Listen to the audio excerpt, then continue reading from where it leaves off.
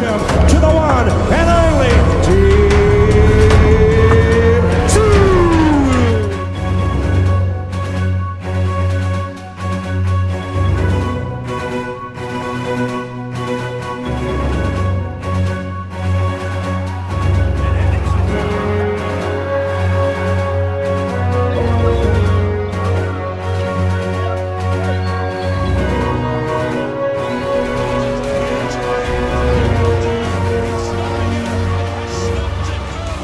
G'day guys, how we doing? Welcome to Talking Boxing. It is Monday, September the 29th, 2025. And as always, great to have you along. And I see there's a few people in the chat already. I'll get to you guys in a second, but plenty to talk about. Obviously, everything going on with in the world of boxing at the moment here and abroad. Special guest tonight. We don't normally have a lot of guests on. It's not, as I've always said, it's not really my thing, but I've made an exception tonight because we have got the new manager of Tszyu in the house, Mike Altamura. Will be on in about 15 minutes' time. He's going to come on and just have a bit of a chat about what's happened, how it's all come about. It's obviously been, well, I won't say it's been in the works for a long time. I'm like you. I have spoken to Mike, but I haven't sort of gone into detail. So he'll no doubt let us in on some of the the goings on behind closed doors and what led to him being appointed manager, and anything that you guys want to say as well. Any questions, whatever you want to ask Mike, ask him. If you've followed the show for a while, you know that Mike's been a real friend of the show. He's used to be a panelist on here all the time. We used to do our weekly shows with the four of us. And always a very, very good friend as well. So, as I said, Mike will be on at about 7:15. If you're watching live, if you're on Spotify listening afterwards, it'll be on in about 15 minutes. So let's have a look in the chat. We've got Big J, we've got Polly the Farmer, we've got, who else we got there? Richard, Naz, how are you guys? Drew, and a few others I'm sure will be in here pretty soon as well. All right, guys, so apart from having Mike on, you know the way we roll. If you have a comment, question, whatever it might be, remark, whatever it might be, put it in the chat, and as it says there, let's talk some boxing. So we've got about, well, as I said, 15 minutes just to chat about some of the other things. I'll get to some of your comments, and then Mike will come on. So I'll start over here so I can see the in order. What do we got? Richard, how are you there, Richard? Hey, Lynden and chat. In terms of boxing smarts, Tszyu Apataya has it all. You hear the line, lives and breathes it, but he certainly does. Definitely has more fights and exposure as a heavyweight. Yeah, no doubt he'll go to heavyweight at some stage. Richard, I did say the other day, I think now is the time to fight David Benavidez and then go to heavyweight. I'm not that excited about the Zerdo fight. I know we all want him to fight and beat Zerdo, get the titles, all that sort of stuff. But, I mean, if Zerdo's serious, if he comes back, is he back mid-next year or something that I think he's going to fight? If he comes back and wants to fight a Jake Paul or a David Benavidez, well, hopefully not David Benavidez, but if he doesn't want to fight Jai is probably what I'm trying to say, then maybe Jai's going to say, right, enough of this, because Jai and David Benavidez are like they've been separated at birth. They sit down, they say exactly the same things. I want to fight the best. No one will fight me. I want the smoke, all that sort of stuff. Bring it on. This fighter's avoiding me and that fighter's avoiding me. It's time. Just fight each other. Just fight each other. Let Zerdo go off and fight Jake Paul or Badu Jack or whoever it might be. I think it's time those guys get it on. They're probably the two most vocal people in the sport about not being able to get the big fight, so why not fight each other? David Benavidez, go up to cruiserweight. He's been constantly on about Canelo not moving up. Now he wants a piece of Crawford. I mean, well, actually, I take that back. He doesn't want a piece of Crawford. Most experts do, and I just don't understand why people would expect Terence Crawford to fight David Benavidez. He's gone up. He's proved his point. He's going to drop the titles. He's going to go back to 160. David Benavidez is at 175. Let him stay there and all bet up. Go up to 200 and fight Tszyu Apataya. So, but you're right there, mate. In terms of boxing smarts, he has it all. We saw today in my video. I haven't checked the comments yet. I haven't been game to. I'll do that tonight after the show about my comments today saying that I think Tszyu Apataya is third on the pound-for-pound list as far as boxing talent goes, as far as being our best fighter that come out of Australia. Not pound-for-pound as far as achievements and all that sort of stuff goes, but I just think talent-wise, I think only Jeff Fennick and Lionel Rose are in front of him. That's how highly I rate him. So he does live and breathe it, mate, and let's hope he gets those opportunities down the track. All right, who else have we got there? We've got another one from Richard. Where do you also rate Vic Darchenian as one of the Aussie greats? As I'd say, he's as Aussie as Kostya. Yeah, I'll put him in the same basket as Kostya, Richard. I don't consider him to be an Australian boxer. And I know that rubs people up the wrong way. And every time the pound-for-pound discussion comes up, I always say I don't consider Kostya Tszyu an Australian. I loved Kostya, don't get me wrong. But the facts of the matter are, just like Vic Darchenian, actually, yeah, Vic went home as well. The facts of the matter are, they were fighters that were born and raised and had their amateur careers overseas. Russia for Kostya, Armenia for Vic Darchenian. They came here for their pro career and then went home. I'm sorry, that does not make them Australian. And I know the argument comes up about Rocky Mattioli and Johnny Famechon, Barry Michael, Lester Ellis, but they mightn't have been born here, but they were raised here and had their amateur and professional careers here in Australia. And actually, Rocky went home, didn't he? But the others have all stayed here, and that's why I consider them 100% Aussies, just like a lot of other immigrants out there. But I can't rate him. As a fighter, I love him, Richard, but I can't rate him as far as being an Aussie great. I just can't. So that's my opinion on him. Is he as good as Kostya? Nowhere near it, but a very, very great fighter back in the day. All right. Polly, the farmer. Jai also has a real nasty streak, and it seems bees can easily get under his bonnet. They certainly can, which he then takes out on his opponents in the ring. Certainly does, Polly. Yeah, he has got a mean streak about him, and not many fighters have that mean streak. There's a lot of great fighters along the journey. Throughout the sport, but you don't get many that really have that mean streak where they actually look like they just like hurting their opponents. And here in Australia, I probably would have put Jeff Fennick in the category, would have put Lester Ellis 100% in the category, and now Jai. Apart from that, I think most of them are just professional boxers who just do it, and they're great at it. A lot of them have a lot of knockouts, but those ones that you can just see the look in their eyes where they actually enjoy the battle, they enjoy hurting the opponents, and Jai is certainly one of them, mate, for sure.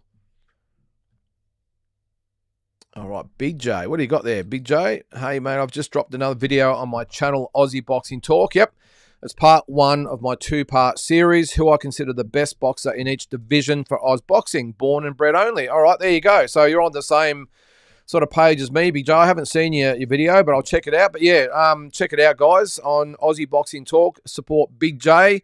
And yeah, as I said, I did my most talented boxers today, and you've obviously done, what is it, the best boxer in each division for Oz Boxing. Yeah, not a bad one there, Big J. So guys, make sure you check that out as well. What's this here? Of course, Barry Michael, Johnny Famechon, this is what I was just talking about, and Rocky Mattioli, all qualified despite not being born here as they moved here at a very young age. Yeah, that was my criteria too, Big J. Even though Rocky Mattioli did go home, I still don't think he's in the top 10 of pound for pound anyway. But yeah, and Lester Ellis in there too, Big J. Was born in England. So yeah, I think if you might be born somewhere else, but if you're raised here and you spend your entire boxing career here and obviously continue to live here after you're retired, well, of course you're an Aussie. So yeah, throw Lester Ellis in that mix there too there, mate. What do we got there? With your permission, can I drop? Yeah, of course, Big J. Put it in the chat if you can. I'm not sure whether you can put links in the chat, but yeah, drop it in there, mate. I'm not sure whether they can click on it or not, but go right ahead. And as I said, guys, if you want to support Big J as well, what is it, Big J? Hits you right between the eyes. So if you're a little bit faint-hearted and you like things nice and cozy and comfortable and everything like that, well, don't go to that channel. Okay, if you want the truth, as Big J says, between the eyes, then go there, and he'll drop the sledgehammer on you, won't you, Big J? So credibility, yeah, no, it's all good. I hope you're getting a few subs there, mate, and a few views. It's a bit of a battle, but you just got to keep the content coming, and hopefully you'll grow. Just a reminder, though, not everyone is not everyone's going to be a fan. That's the only thing I'll probably say. Someone's always going to come at you, especially you, I'm probably imagining, with your thoughts. But, hey, your opinion, you're entitled to them. Also, what's your thoughts on the Kambosos Comey fight? Yeah, I did see that. Big J, I think Comey is washed up and gives George little in. Now, where's the rest of it there? All right, sorry, I've missed the last of it there. I did see that, Big J. Yeah, I think. Look, it's not a bad fight. It depends on what Kambosos wants to get out of it. If he just wants to fight someone like Richard Comey and get a payday and maybe go out on a winning note, not a bad fight. I don't think if George has got any ambitions for the future, which I doubt he has. I doubt that he's really looking at going again. I mean, he's climbed the mountain, and I think it's pretty obvious now that maybe he's on the other side of the mountain, and nothing wrong with that. Still one of my favourite Aussie sporting moments in boxing, that is, that George Kambosos beating Teofimo Lopez. But yeah, if it's just a fight to retire on a good note, get a good payday, and go out on a high, then not a bad fight. I did see that Comey was actually respectfully calling out George Kambosos. So, yep, not a bad fight. Not a bad fight at all.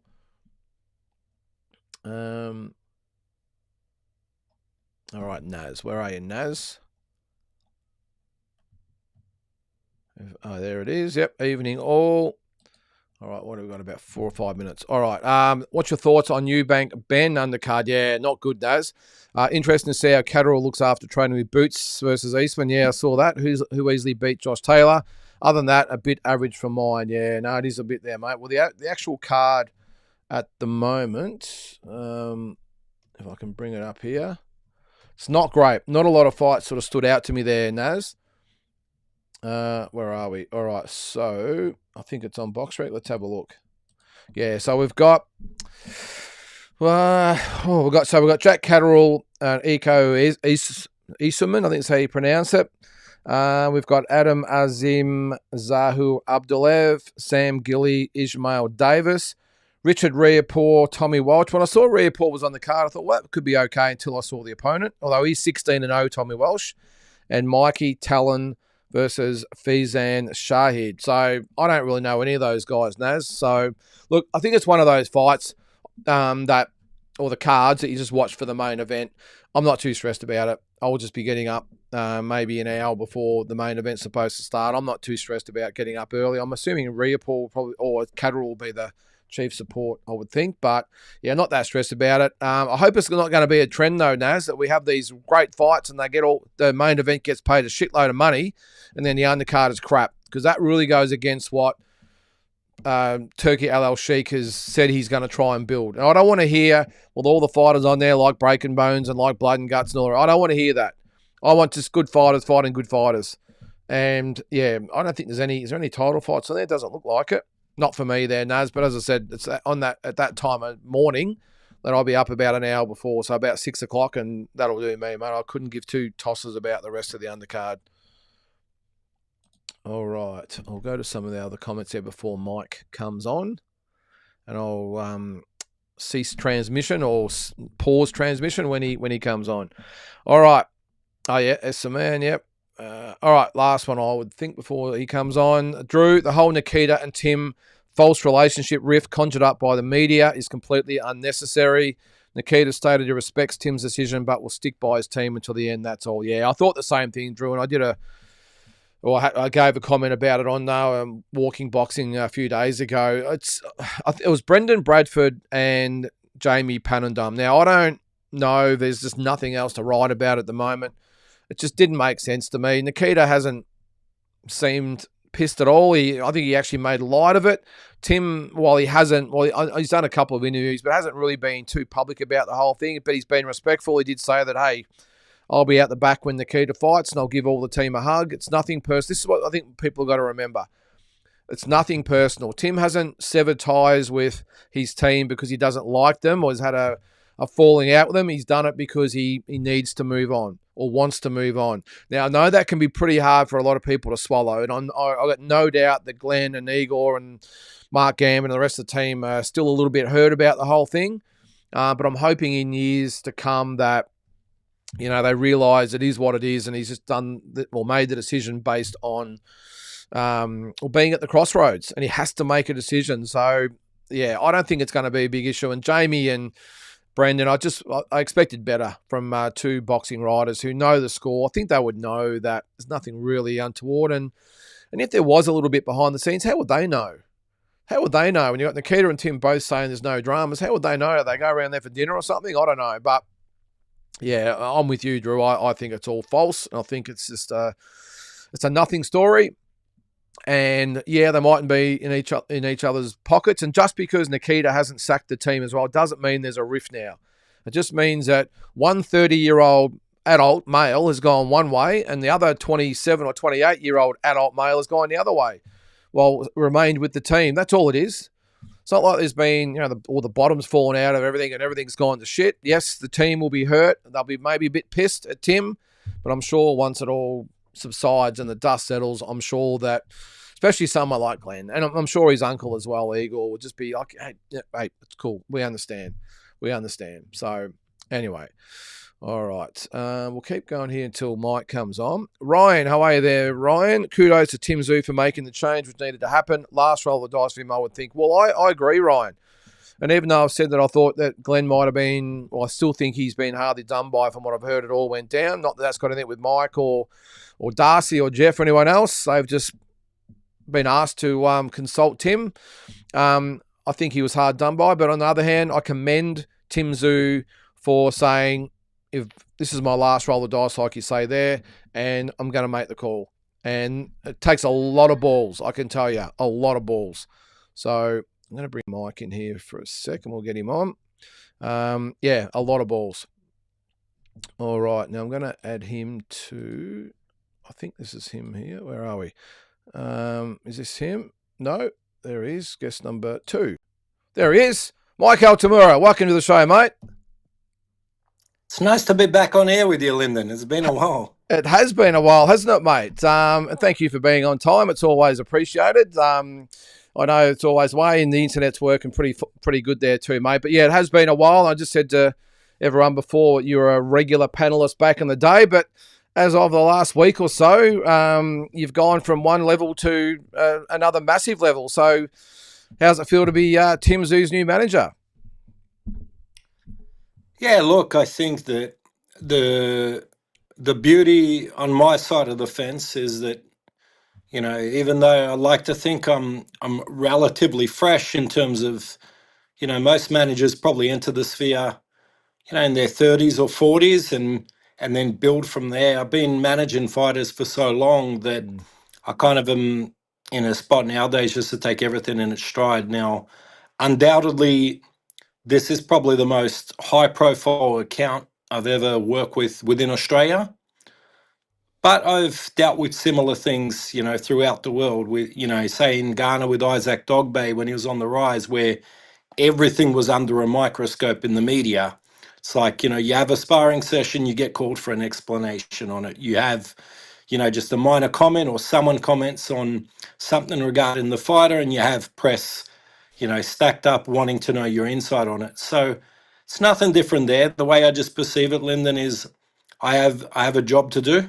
I'm obviously confident in the contributions I can make, but obviously it's going to take a team effort. So we just got to build forward from here in. And the main thing I've just kind of try to underscore with the team, and I've seen Tim just put it as his caption on his most recent post, which is brick by brick. We've got to really rebuild the empire, and there's a pathway to redemption, and it needs to take a little bit of patience. We can't be in a hurry to go to the penthouse. We've got to go floor by floor and construct our way there accordingly.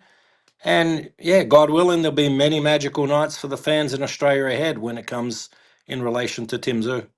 So, I mean, the real hardcore Aussie fans like myself and a few out there know your background, Mike. But for just those who aren't really familiar with the body of work that you've done with some overseas fights, because I think your main work has been overseas. I know you do a lot of Aussie fighters as well, but just give us a bit of a rundown on how you got into being a manager and to where you are now, and some of the fighters you've managed along the way. Yeah, absolutely. Well, as you know, Lyndon, I was born and bred into the industry. My dad was a former member of the national team coach and crew many years ago, like 70s into the early 80s, and then later on Victorian state teams. And I think for about maybe maybe the last year or so of your amateur career in Victoria. He Long was the time tournament ago. director. Yeah, he was the tournament director for the VABA. So, Okay. like I've been around the sport a long time. I started at 11 years of age as a journalist for Ray Whitley's World of Boxing, and then I launched my own website in 2000 and just kind of stumbled into the management. I had a boxers available to fight section on my website, and there was fighters from all kinds of different places throughout the world back then looking for opportunity. And just kind of in succession, I had a Panamanian, a Guyanese, and a Ugandan all asked me to take up their management. So yeah, I was in year 12 in high school, 17 years old, and thought, all right, what's there to lose? I'll give it a crack. And that was 25 years ago, and I've tried to figure out a pathway out of the industry since then, but it keeps Keeps it pulling you keeps back reeling me in. back in. Yeah, it keeps reeling me back in. There's always new goals to reset, but Tends to do that, uh, doesn't I- it? like I've been blessed to be based all throughout the world, and you're right. Like I've managed 13 world champions to date, and that's a blessing because when I first entered the industry, I was just hoping to maybe be in a few corners and manage a few fighters, say it like a Malvern Town Hall or a Hordern Pavilion or these kind of, iconic venues in Australia. And so to look at it, all them years later, I've scouted at 5 Olympic Games, worked with some of the biggest organizations in the world, been based, I was in the US for a period of time, back and forth. I was based in Dubai for quite a few years there when I was working with MTK Global. So I feel like I've had a nice cross section of the industry. And you're right. I mean, in Australia, I've had a few world champions based here. Billy Dibb, one of them, Mm, Aaron McGowan, even though he's Irish, TJ Doheny, the former IBF 122-pound world champion. But everybody else, has been international. So, maybe never received the accolades or the for lack of a better word, like the ego boosting pushes on my side of the fence that maybe I have in, say, a Ghana or South Africa or even Japan. But this is a huge opportunity, obviously mm, here with Tim. But I have a duty of care, and my duty of care first and foremost is for the fighter. So mm, I know that so much of the industry out here is contingent upon how successful the highest profile fighters are. So mm. I take that responsibility. I don't take it lightly that if Tim Tszyu can find his pathway to redemption, which I believe he can, and we're successful in these next few steps, it'll lift the whole industry, it elevates the whole industry here. Yeah, 100% it does. So, Mike, just I know there's a lot of things would have went on behind closed doors and the conversations and all this sort of stuff. Just, I know, I'm not going to talk about the previous team because that's another story. But for yourself with Tim, when did the ball start to roll, and how did Tim reach out to you, and how did it all just come about? Actually, only a few weeks ago, everything just kind of moved really fast. So Darcy Ellis, who of course is, Tim's manager now, and we're working in essence a co-management. I'm overseeing, more of the matchmaking and that, but we're still across every area of operation as a collective too. Darcy reached out to me and just wanted to know my thoughts and perspective of where I perceived Tim's career to be at and what kind of insights I had, from my lens of just management wise and potential training options and things of that nature. And then everything just kind of snowballed from there. That within a few days on a call with Tim, we had a really good synergy as a team, like Darcy and I and Tim, and we decided to take the step forward. And you know, obviously it's a new, fresh chapter for Tim. Things are going to be very different when you're accustomed to just kind of one team throughout your career. Like it's a very brave and courageous step he's had to take, especially at this juncture. And everything's going to be under the microscope. Like from my side, I'm accustomed to that. I'm accustomed that you should have pressure. Pressure's a privilege. It's a privilege to have everybody watching and thinking, all right, what kind of input, what opponent are you going to choose? Where's he going to train? All of those things. But yeah, that's how it came together. And obviously with Darcy Ellis, he's Lester and Sharon Ellis's third son. So Lester being my childhood idol, I managed his eldest son, Jake, Mm-hmm. for his 2 professional fights, guided him through his professional career, and then co-managed Darcy with Jake for his 3 professional fights. So Did Darcy have I'm a professional pre fights, mate, or was it the other brother? yeah, Darcy? 3-0. 3-0, 3 and that's 0, right. baby. Yeah, yeah. Yeah, so I remember Lester calling me, and obviously you feel the intensity from an old warhorse Mm. like that, and Lester being like, "Mate, please don't get my son smashed up, okay?" And I'm like, don't worry, we're good, but it's not an additional pressure I really want. But like I said, my childhood idol is going to be breathing fire at me. But like we successfully navigated Das through his career. Now he runs HitFit. Mm. They have a chain of gyms and so forth, and he's been working with Tim more just as like operating his social media and so forth, and then just there as a friend these last few years. So for me, it was a no-brainer. Obviously, like I think Mm. that Tim has a lot to give to the sport still, and it's a pleasure to be working with Darcy. He's a good kid. He's very focused, Seems like a driven very young guy. attention detailed. Mm. Yeah, he's very very attention detailed. So Mm. I'm looking forward to this journey together. So, in the article, I'm sure that everyone is watching this has read tonight. Mm. You were, I think, Darcy was sort of described as a managerial role. You were the matchmaking specialist, and of course, we haven't even mentioned Jeff Fennick yet, who was going to be more of a mentor type of influence. So, tell us the roles that, without the flash titles, what sort of role will each of you play in Tim's career?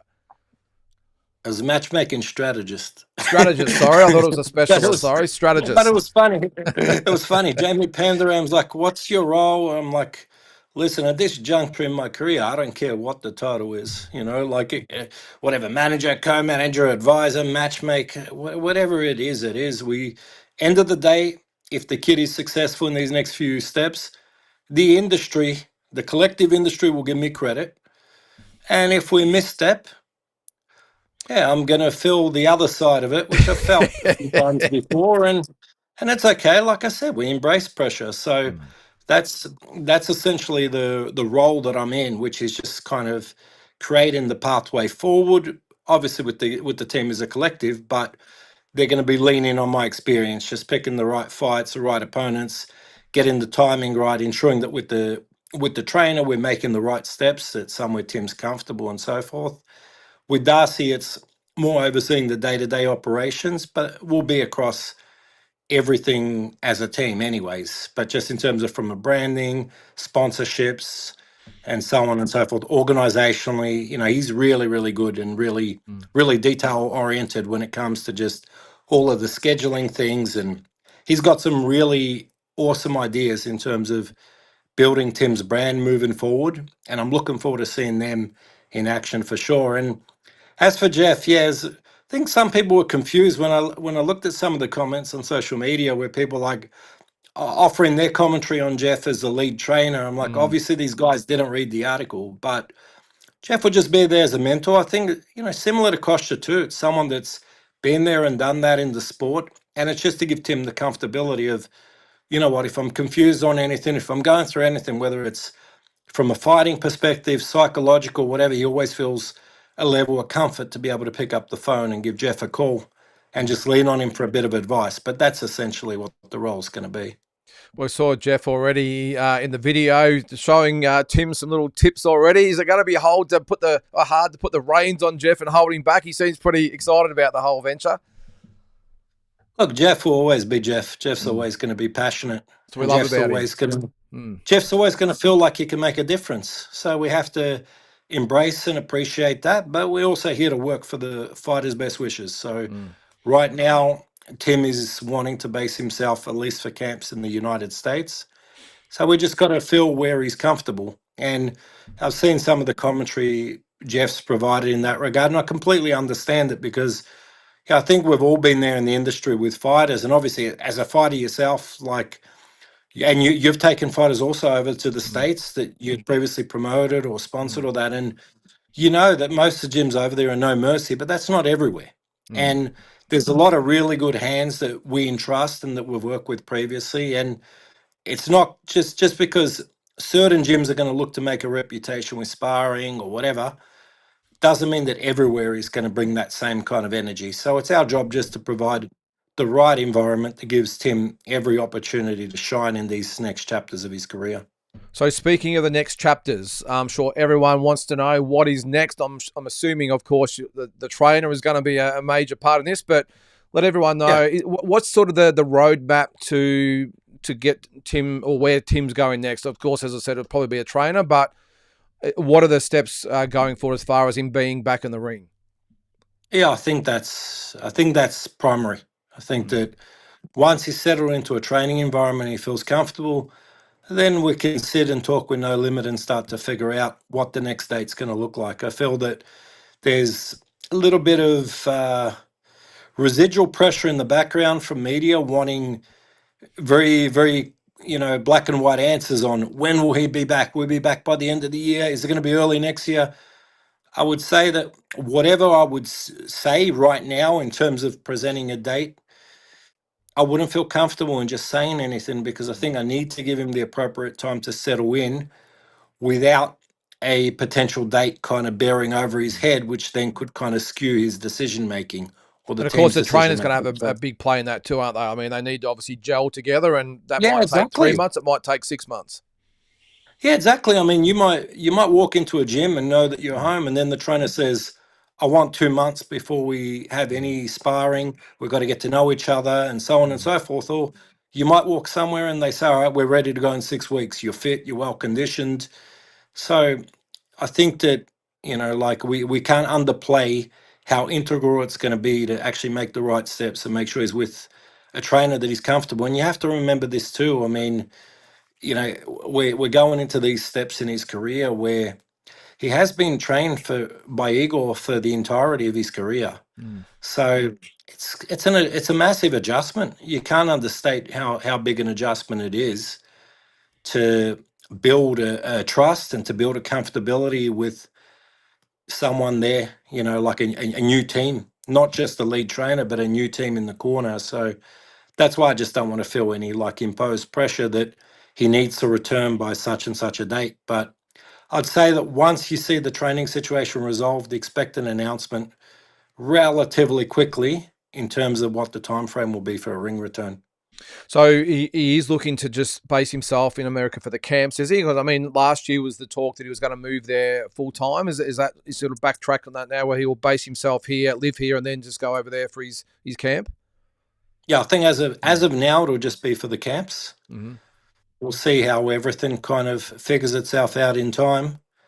But yeah, I think the first key point is just figuring out who the trainer is going to be, and then talking with No Limit and working out what the pathway back is. I got a few ideas already in mind, but yeah, you'll see them in play once we get there. So, Mike, what was Tim's sort of state of mind? I mean, we can all guess what was going through his head. I think it's commendable what he's done as far as making the hard call, because I'll admit to you, I didn't think he could make the decision. I've commented on here many times. I said he's got two options.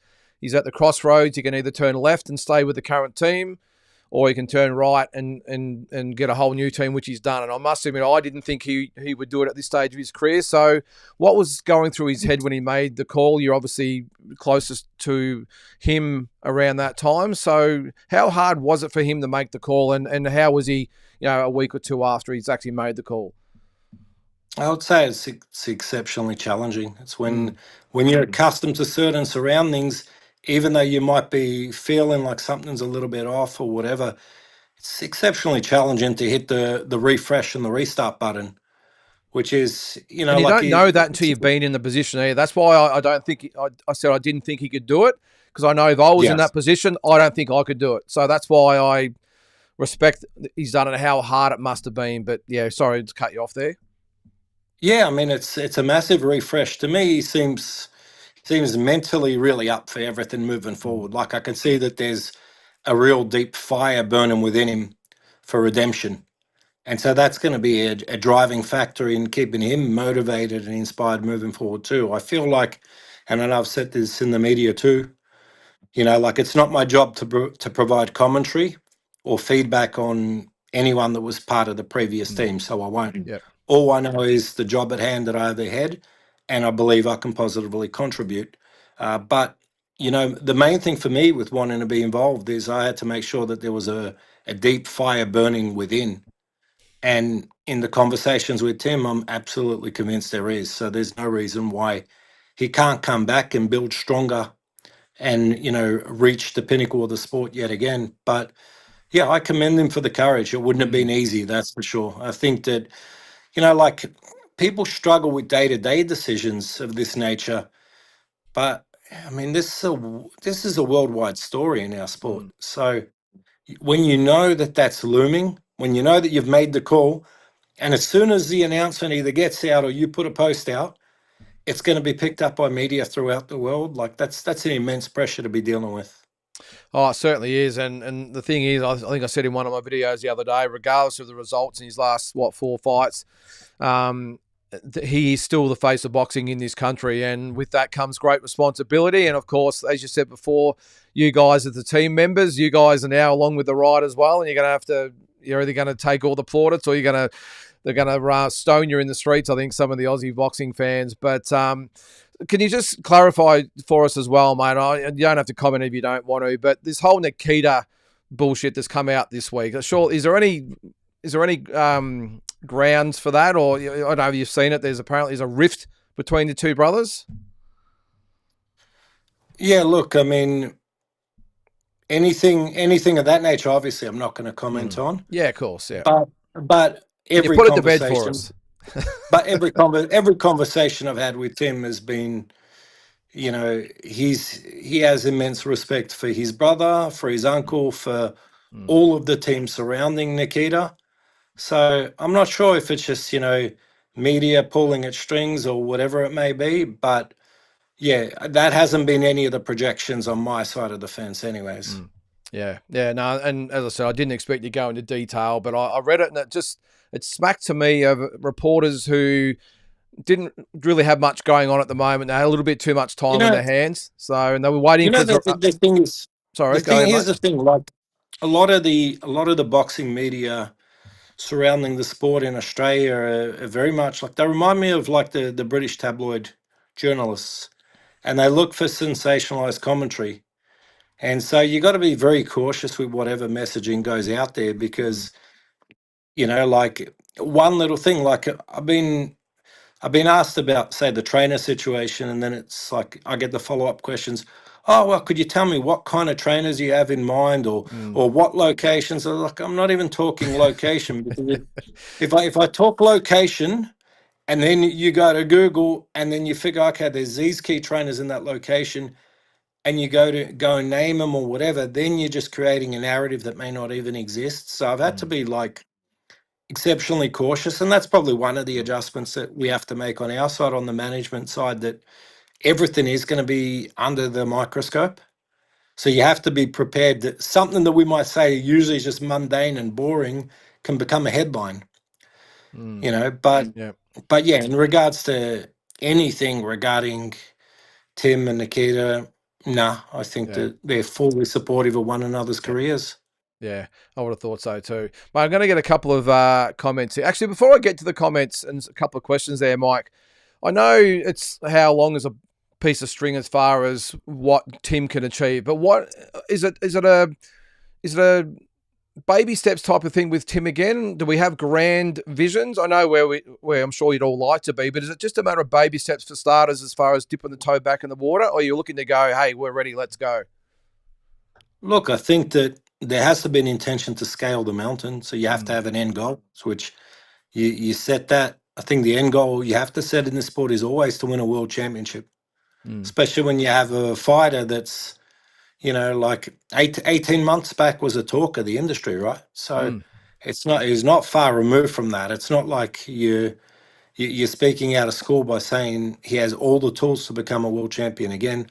Just think that initially we have to have a patient approach. That's why I've said it might take 3 or 4 fights to get some traction rolling forward, really build momentum and fortify with the new trainer and learn new things and adapt, or it could be faster.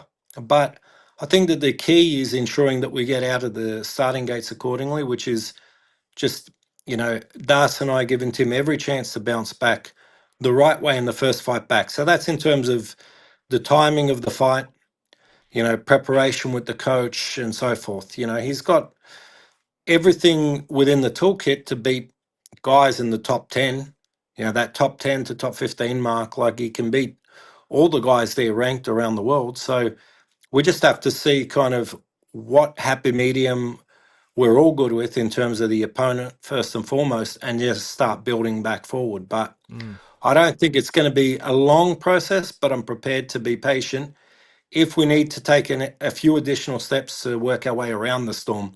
You don't have to always try and just rush and run straight through the storm and risk getting blown apart, and everything coming unstuck. Sometimes, especially when you have someone in his position that's such a draw card, that, like you said, is the face of Australian boxing, regardless of, the previous, 15 months or so. I think that you have to have a patient approach. If we have a patient approach, it's going to serve the industry out here considerably better too. Yeah, 100%. Well, I'm going to do a couple of comments here because it seems like you've made a very good impression here so far here, Mike. Hang on, what have we got here? Tony says, listening to Mike makes me think Tim has made a very, very good decision. Well, there you go. You got one fan on board. That's the main thing. Very important question here. Will we be seeing bucket hats in the Tszyu merchandise shop soon? Naz said he'd buy one. So that's funny. I've actually been asked this by a few people. I think that when Tim fights, I have to go into the corporate era. So you might see me suited up. So I don't think a bucket hat with a suit is the best kind of swag. However, maybe around the hotel, maybe at the press conference, things like that, I'll definitely be rocking it. And 100% we need to be launching some Timmy Tszyu bucket hats as well. Yeah, I was talking to Darcy about that the other day. I said, listen, they'll go completely off. They'll go off more than just my regular ones I put out there. So well, yeah, for sure. Keep on the lookout. I'm proud to say I'm part of the bucket hat crew. I've got my deep dive hat I'll wear when I go away as well. So I'm part of the army. Love it. What about here? It'd be interesting to know if Mike is going to continue exclusively down the PBC side of the street or broaden the horizons a bit.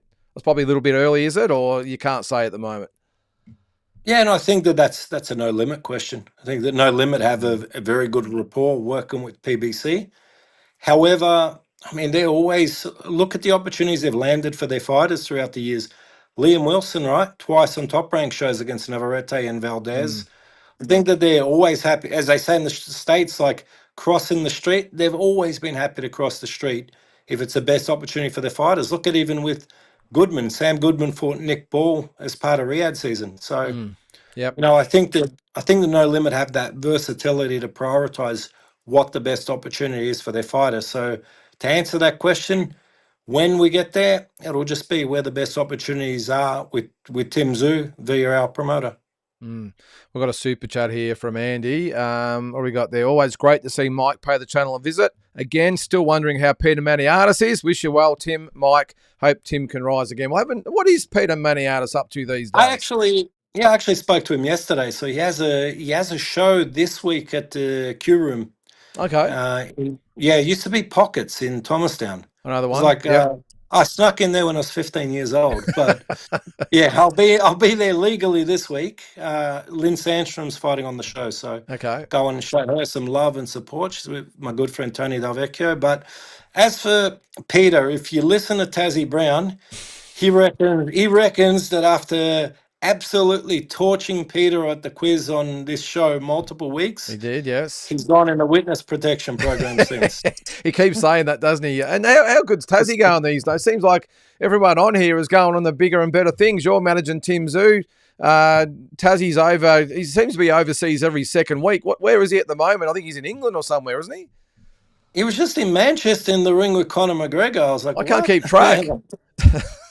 Yeah, man. I tell you, nothing will beat him sneaking into Inoue's room when I was inspecting the wraps in January, though. So Japan, he's Dubai, he's in, I think, recently Italy, Malta, Vegas. Yep.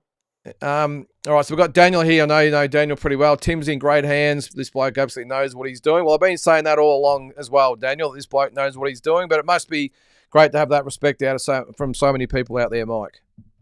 Oh, it's beautiful. It's beautiful, but that just makes me want to be sharper too. That's what makes me hungry in this role, You know, like I put up a quote of Allen Iverson yesterday, you know, no matter where I go, I want to win, man. I want to win. Like I believe I can make any team better with what I do, but it's about having motivation at times as well. Mm. And that's why I said the pressure of this, it'll bring the best out of me because I know if I mess this up, it's my head on the chopping block. Mm. So I've got to ensure that I do everything to contribute. Obviously, I can't step in the ring. If I could, as backup, 100% I would be there. But I can't do that part. But I have all the faith that the kid has the abilities to climb the mountain again. And on our side of the fence, myself and Das, we have to give him every opportunity. Well, here's a really good comment from Tony as well. It says, you know, I've never been a Tszyu fan for various reasons, but with this Mike Altamura, I'm hyped up and really hope he becomes a world champion. Makes me proud to be Aussie. See, there you go. See, you've hit a home run already with Tony anyway. I'll tell you this, Tony. If you're proud to be an Aussie, God willing, if we execute the walkout the way we want to the next fight, you're going to be even prouder, my man. Awesome. That's great. What else have we got here? No. So Mike's had two of his fighters get a shot against Inouye. Must have had a good relationship with Mr. Honda. Any chance he can take over Sam Goodman and get him the same opportunity? Oh well, there's actually all right. So Maybe careful with that one, funny. But anyway, this is funny. So someone asked me about the pound for pound ratings the other day, and I was like, in a 12 months, actually no, less than a 12, in a 10-month span, I went against Inoue twice with TJ and Jun, against Nakatani with Ryusei Nishida, and against Bam Rodriguez with Pumalala Cafu. So literally 3 of the top 5 pound for pound in the world. We had 4 fights against them, and that's what I'm saying about like what a privilege, man. You know, like to grow up with the Ring magazine and idolizing guys, you know, Pernell Whitaker, to even, you know, you go back a little further when Donald Curry was #1 pound for he pound was. to, And to Lloyd then, Hunnigan. Yep.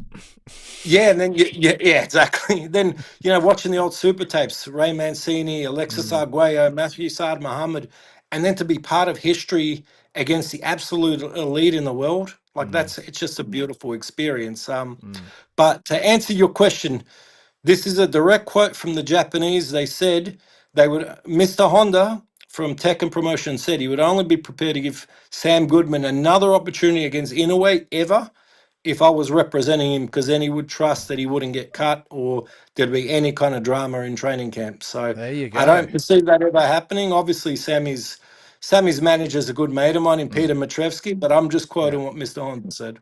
It's funny though, isn't it? And I'm sure it will happen, but it tends to be one sort of turns into two, and then three and four, and all of a sudden you get an influx of people wanting to jump ship. I hope everyone sticks to their contracts, by the way, but you can do not much better than Mike anyway. Here's one for you, Mike. It's not all roses. Says this is awesome.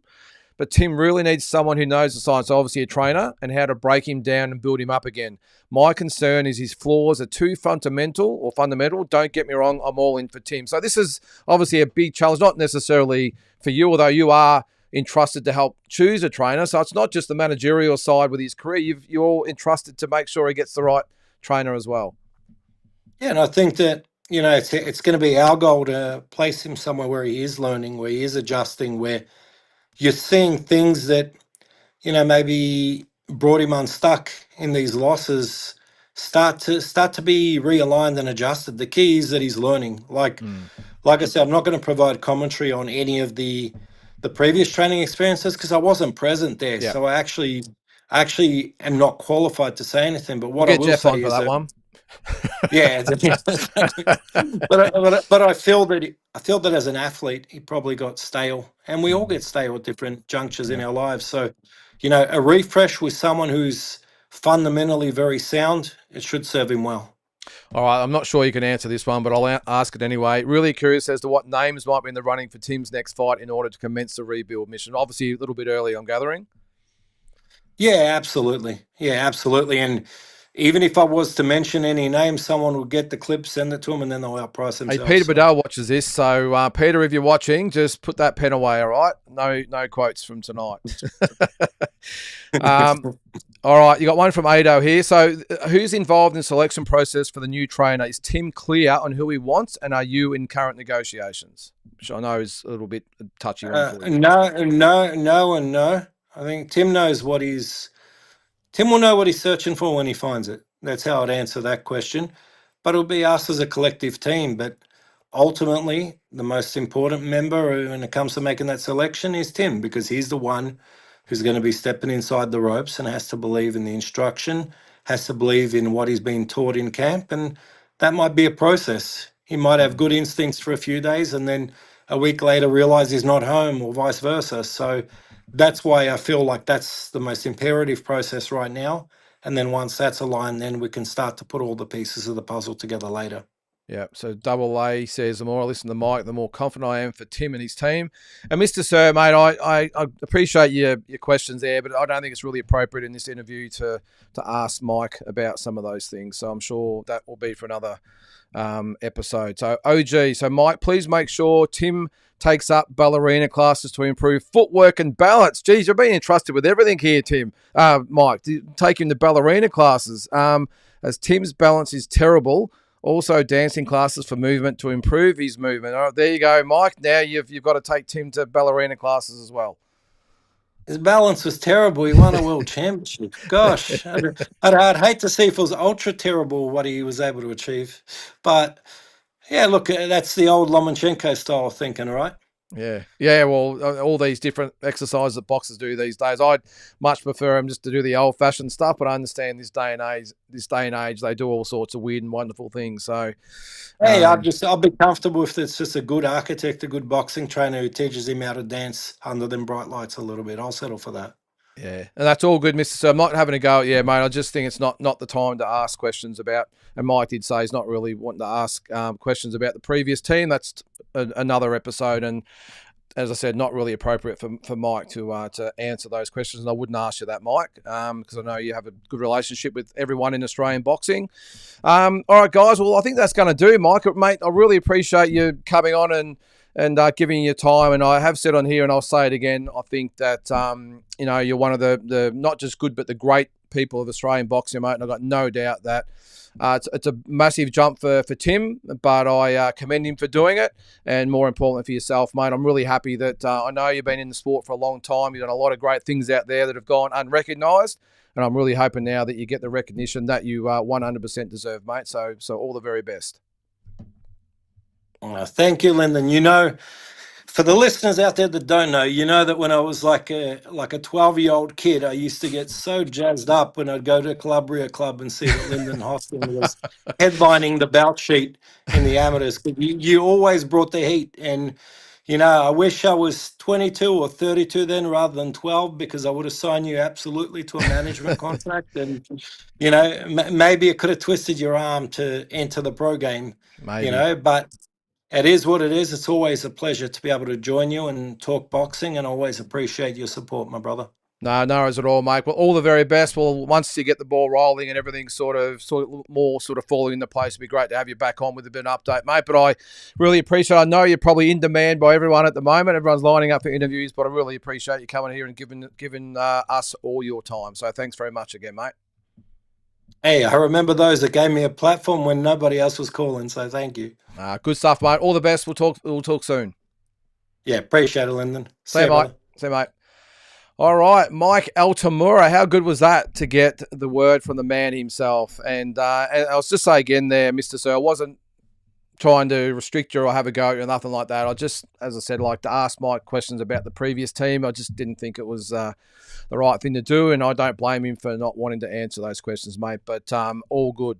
All right, well, let's keep the questions and comments coming there, guys. I'll go back. I think I missed a few a little bit earlier, so I'll go back to them and then we'll move on with some more comments. But how good was that to hear from Mike? And as I've said all along, Mike is, I said there, Mike is just one of the good guys, and that's why I was really keen for a lot of you guys and girls out there who might not have known too much about Mike. You're thinking, who is this guy? He's been trusted with Tszyu. You can see that he's a genius when it comes to boxing. I've always said he's the closest indoor boxing encyclopedia that I've ever seen. He knows the game inside and out.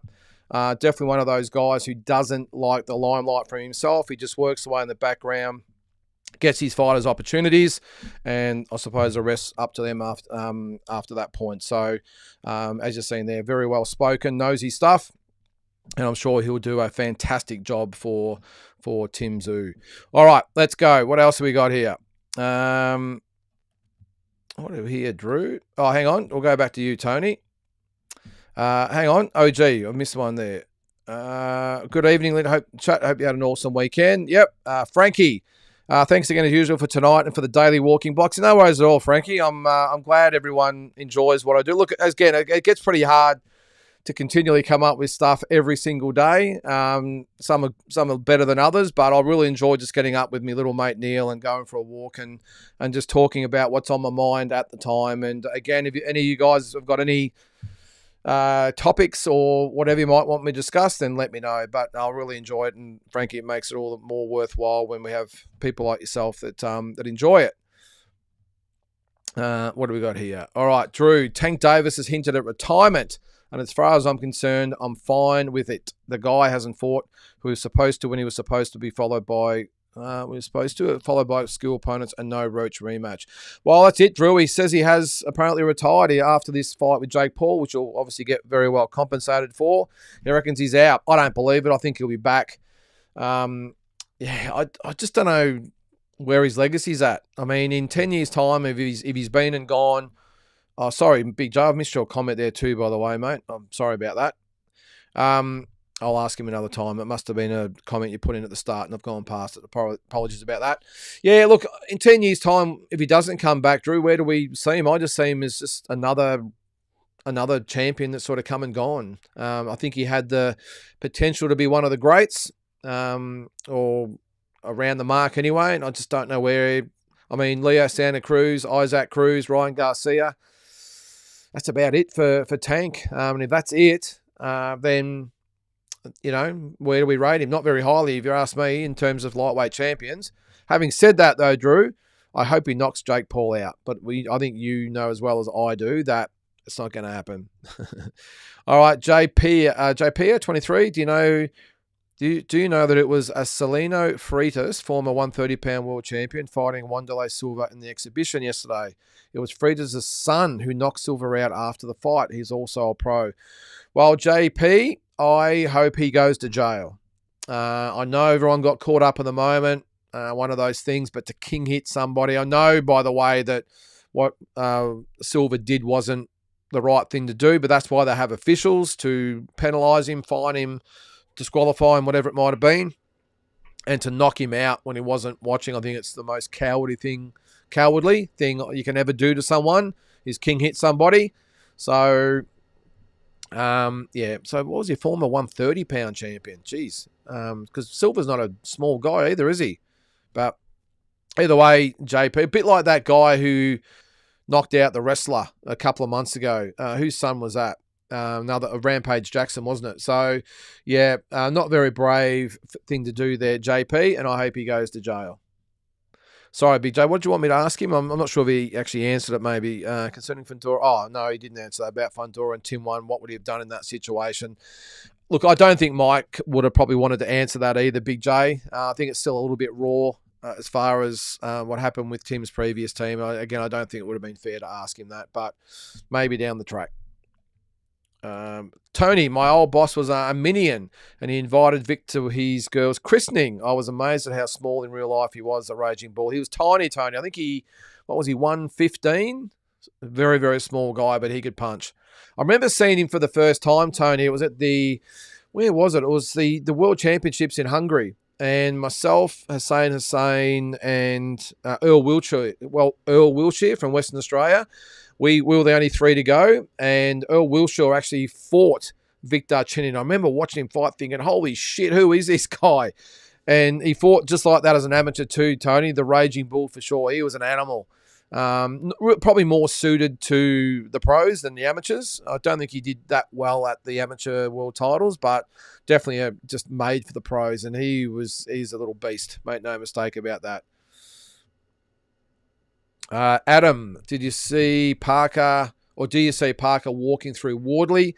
I think Parker is a good example of changing trainers for the right reason. Loyal to his new trainer, and he's improving each fight late in his career. Well, it's a good point there, Adam. It's a really good, I suppose, example of someone late in their career who has walked away from a trainer that's been with him since day dot, in the pros anyway, and made the change at a late stage with Andy Lee, and he's reaped the benefits. Now, can Tszyu do the same? Well, as you heard Mike said then, well, I hope so, because it's their heads on the chopping block.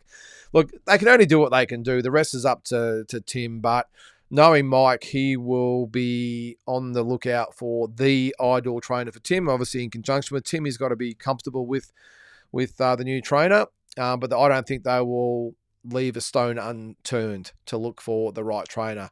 But as far as this question here, do I see Parker walking through Wardley? I don't see him walking through him, Adam. Wardley is a tough guy and he can punch, as we've seen against Honey. I would expect, though, Joseph Parker to win a pretty easy decision over Wardley. I just don't think Wardley's got the tools. I think Justice really exposed him for being very, very limited and only really having that one trick, I suppose, and that's the big right hand, and sometimes that's all you need. But, yeah, I think if Parker doesn't get nailed, which is always a possibility, I think if he could walk through Wilder, I don't think Wardley's going to hold too many fears for him. I just think Parker schools him, to be honest, Adam. I don't think Wardley's in the same class as Joseph Parker. Pretty ballsy move, though, from both of these guys. Joseph Parker putting up his number one ranked position and interim title against Wardley, who risks his ranking as well. But yeah, I think Parker schools in there, mate. And as I said, a good example for Parker changing trainers with Andy Lee. And I think a lot of people have actually said, why wouldn't Tim look at an Andy Lee? Again, I just don't think Tim is really interested in going to the UK. So Sean, Robbie Peden enjoyed hurting his opponents. He's a bad man, Bomber. And if you've seen my list this morning, I think I might have had him at 7 or 8. In my opinion, the best fighters we've produced. The most talented fighters I think we've produced, Robbie Peden. Just unbelievable he was back in his day, Bomber. What's that, OG? Every time Big Gronk speaks makes me cringe. I'll let you guys sort that one out. Early predictions for Shakur versus Tszyu that's been rumoured. Yeah, I love the fight, J. Beebs. Love the fight, mate. I would back Shakur Stevenson to win the fight. I think he's a generational talent, and I'll say it again, I was so impressed with him, watching him live against Zepeda. I thought if Shakur traded with Zepeda, I thought it could be a bad night for Shakur, but he absolutely took Zepeda to school. And even though Teofimo Lopez is a lot better fighter than Zepeda, I just don't think he's good enough to beat Shakur. I think his style will probably suit Shakur.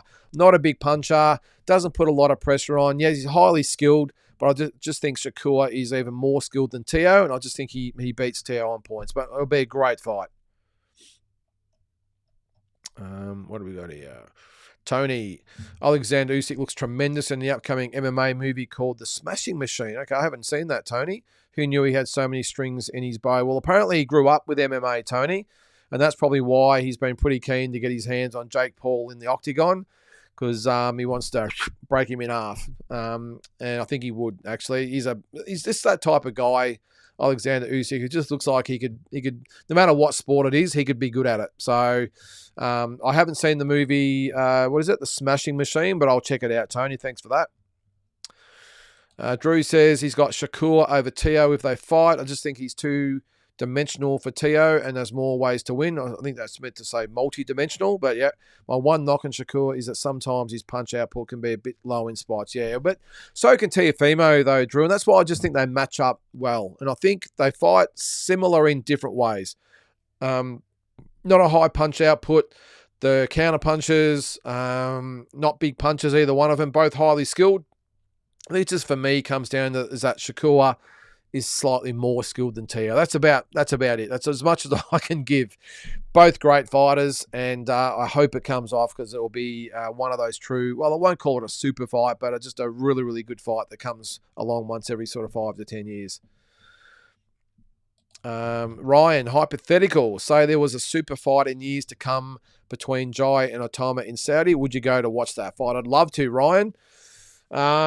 I'd love to, yeah, well, whether I'm there or not, I'd love to see it, Ryan. I think Jai has definitely got the tools to beat Otama. Obviously, a lot of people will say size will be the difference, but as Crawford just showed against Canelo, if you're a good fighter, you're a good fighter. And you've seen it a few times in history where I know the rule is that a good big man will always beat a good little man, but if the little man is very, very good, then it doesn't matter how good the bigger man is. And I think Jai would, I think he would have enough skills to beat Altamura, Ryan. Altamura can punch, but we just haven't seen enough of him. He's all his best wins have been inside a few rounds. So I just for me, the jury's out on Altamura. I'm probably going to use Fabio Wardley as an example. I mean, everyone was like, how good is this guy? And he's going to be this and going to be that. And look what he did to Fraser. And look, he's doing all this. And then he got in there with someone that could actually punch back and had skills and had a pulse. And he was made to look very, very ordinary. I want to see, not that there's as many around at heavyweight, by the way, Ryan, but I think someone like Jai could really expose Altamura. I think Jai's more talented. Of course, the size and power might be with Altamura, but I just think Jai could neutralise it. I mean, we haven't seen Jai at heavyweight yet, so let's maybe not get ahead of ourselves. But for me, that is the fight in about 3 years' time. I think it'd be fantastic. Looks like we've got all the Mike questions there. I'll get past them. Sorry, guys. All right. What's that, Drew? I think the managerial tenure from Mike will be noticeably different from Glenn's, given that this is a rebuilding phase. I hope people understand that patience. Oh, they understand that patience will be required. Yeah, and look, I can't sort of comment too much on that because I'm a friend of Glenn's and I think a lot of him, just like I'm a friend with Mike, and I think a lot of him as well. So certainly, yeah, it's a hard conversation to have. Will it be different? Well, I think it will be. I don't know. I'm just being hypothetical as well here. And the style from Glenn was, and I think he said himself in the past that Tim wanted the best, the absolute best, one after the other.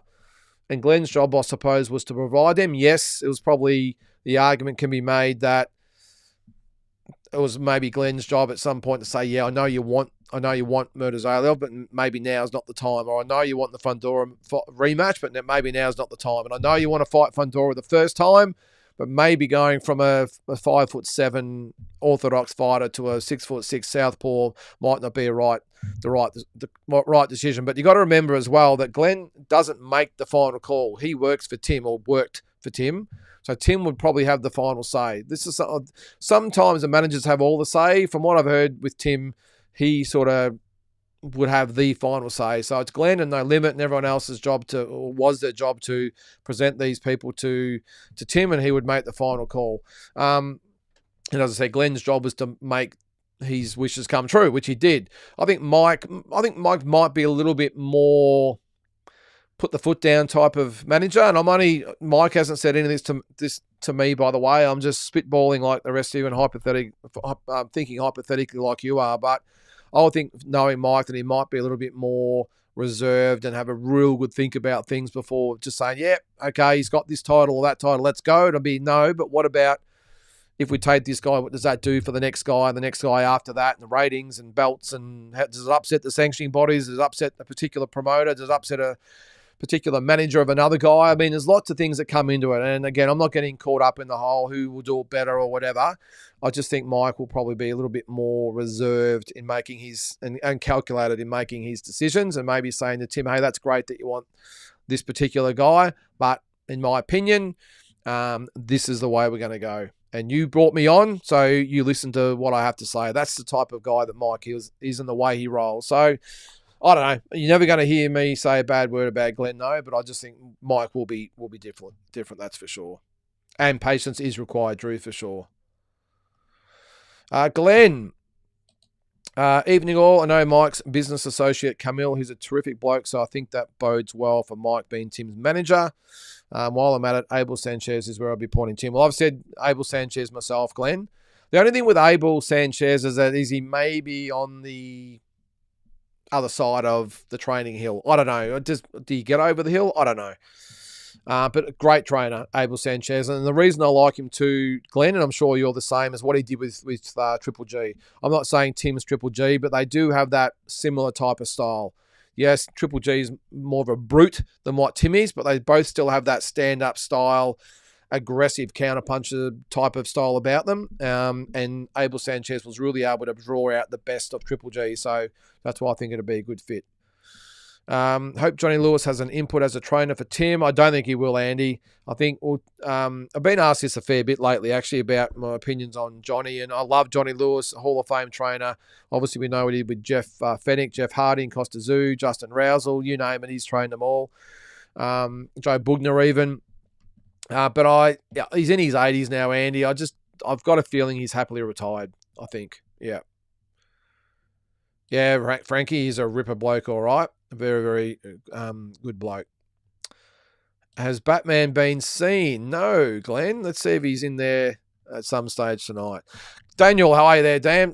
Mike has been grinding away on the boxing scene for years. Self-made man. Great to see him having success on the international scene. Highly thought of, especially in Japan. Yeah, no, you're right, Daniel. Not just Japan, all over the place.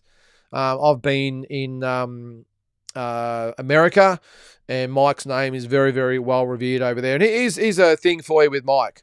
This is how well respected he is. And he would never admit this, by the way, or pump his chest out. I just remembered it just then. When we were over in Stockton for the Jason Maloney fight with Vincent Astrolabio, and I think Janabek fought on the card as well. And I'm never one to ask anyone for any favours or tickets. I always pay them away. I don't want. Mike actually reached out to me saying, mate, I see you going to America to see Jason's fight.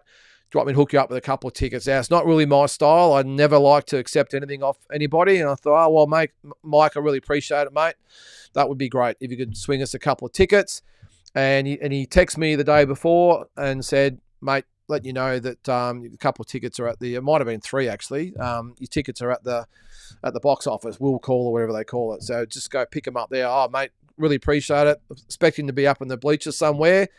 The top ranked lady comes out and says, here's your tickets, front row at the Astrolabio and Maloney fight. So there you go. And they said, yep, it's from Mike. Say good day to Mike, all the rest of it. He's got a bit of pull. And I know he'd be embarrassed by me saying that, and I only just remembered it just then. But that's the type of guy Mike is. So, what do we got there? Paul, awesome interview. Mike is one of my favourites in boxing. All from your show. We are privileged to understand his work more. He's going to be a great asset for Tim. Yeah. Yeah, and look, again, if you've been watching this show for a couple of years at least, Mike was he was one of the main guys on here. It was a little bit different format back in the day. There was myself, Mike, Tszyu, and Peter Maniatis, and we used to do, hence the name Deep Dive, because we would do all different things. We'd do classic fights, dream fights, all different things we would do, just special edition things, and we'd all just talk. But as happens, everyone tends to go their separate ways. Tszyu branched off and is doing his things now. He's doing great things. Peter, obviously, with the managing and promoting and all that sort of stuff, and had his own life as well. And Mike's obviously flat out, and it's really hard to get everyone together. We used to also do the weekly deep dive show, which I used to love doing. We used to have the quiz, like Mike commented on before, and we'd have all different segments. It was a lot of fun, a lot of work. But it was really hard sort of getting everyone together, and I was struggling to find time to do it. But he was part of the initial crew, the initial 4 of us, and some great memories there, Paul. But unfortunately, everyone sort of goes their separate ways. And as I said before, Tazzy's off traveling the world and being a bit of an influencer out there. And Mike's now managing Tim Tszyu, and Peter's back to doing what he's doing as well. So it's amazing how it all comes around. All right, Asbot, a refresh with someone who is fundamentally sound. That's what we need to hear. I agree, Tim got stale. He's a prodigious talent. If it never felt right, Tim not being at the top. Well, he's going to have another crack at it, Asbot, and we will see. What's that? Glenn, no, they can't even find Batman in Gotham City. Not even Commissioner Gordon knows where he is. Well, someone put the bat signal out, Drew. Batman, are you there, mate? I know he just got back from overseas. I know he was over there for the Canelo fight. I think he did comment on one of my videos saying he'd be back soon. I'm not sure. But Batman, if you're out there, let's put the bat signal up there. Come on in. Face the music, mate. And let's it's okay to be wrong, mate. A lot of people were, so don't stress. Glenn says, I guess he's in the Batcave holding a photo of Canelo with a tear running down his cheek. Yes, maybe. All right. Andy says, Wardley does have punching power, but I expect Parker to win convincingly, to be honest. I'm with you there, Andy. I agree. Ryan, the question was more around going to Saudi to watch the fight, not the best crowd for a fight like that. Sorry, did I miss your comment there? Sorry, Ryan, if I did. Andy, Moses is very explosive and a very good trap setter, though we haven't seen how well he wears a quality punch yet. Time will tell, we'll see. Yeah, that's what I was sort of getting at there, mate. We haven't seen anything from Moses Altamura as far as being tested, someone that gives him some movement. Don't get me wrong, this guy is an unbelievable talent. A very slick puncher, very hard puncher, very good on his feet, good with his hands, hand speed, all the rest of it. Going to be very, very hard to beat, but we don't know until we actually see him tested. At least when Mike Tyson was coming through, he fought probably every 6 weeks, sometimes more often than that. I think he had something like 25 fights in his first 2 years, did Mike Tyson. So I think he was world champion at the end of his second year. But they put him in with different types of opponents all the time. Yeah, there was a few spuds in there, or tomato cans, whatever you might want to call them, and he ironed them out. But they threw in the James Quick Tillises and the Mitch Greens and Jesse Fergusons and these types of guys in there with him to test him, and they did. And made him more prepared. So when he got in with the likes of the Burbicks and Thomases and Tuckers and those types of guys, he was ready to go. So have I got to the end of everyone's comments? Maybe I have. Hang on. Naz, I understand coulda, shoulda, woulda, but if Roy Jones had retired at 49-1 after beating Tava in 03, or even after the 2 Tava losses, how close would he have been to taking a spot? Is this as far as the on Mount Rushmore? So I was just going to ask.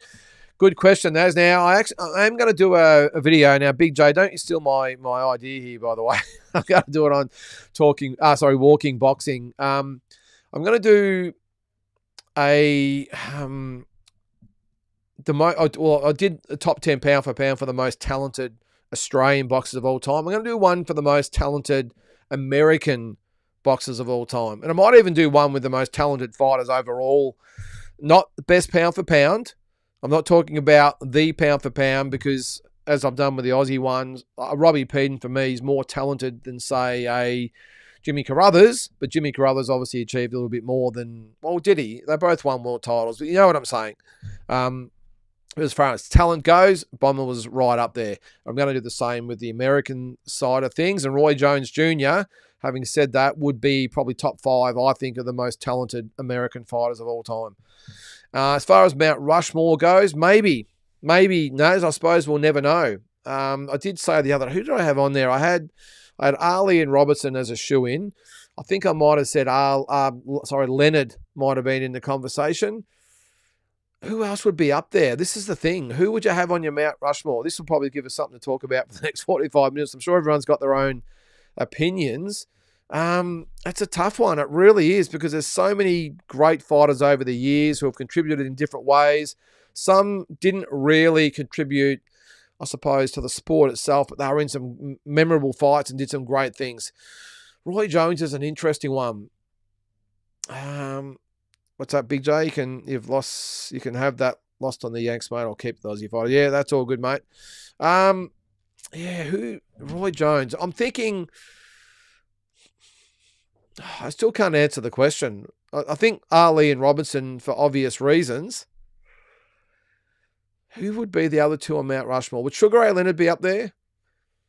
I was going to say Mike Tyson, but he divides a lot of people. Would Manny Pacquiao, Roberto Duran, Julio Cesar Chavez? I don't know. It's a bit too tough a question. But answer your question, Naz. Sorry, I've gone right off topic here, haven't I? I don't. Maybe he would have been in the running. 49-1, maybe. Yep, definitely. After he beat Ruiz, you're talking about, or you said Tava in 03.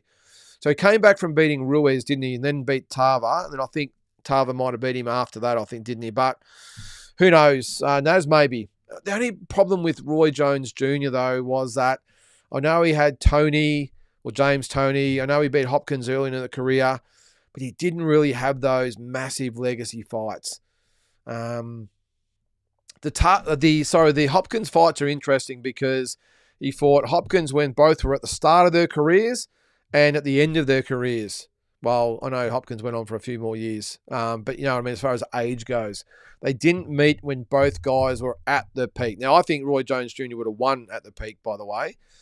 but he didn't really have any. There was no Hearns to Hagler. There was no Duran to Lennon. There was no, I don't know. I'm trying to think of all these super fights over the years. No, you see where I'm getting at. But there was no super fight for Roy Jones, and that's probably what would have hurt him as far as being on the Mount Rushmore goes.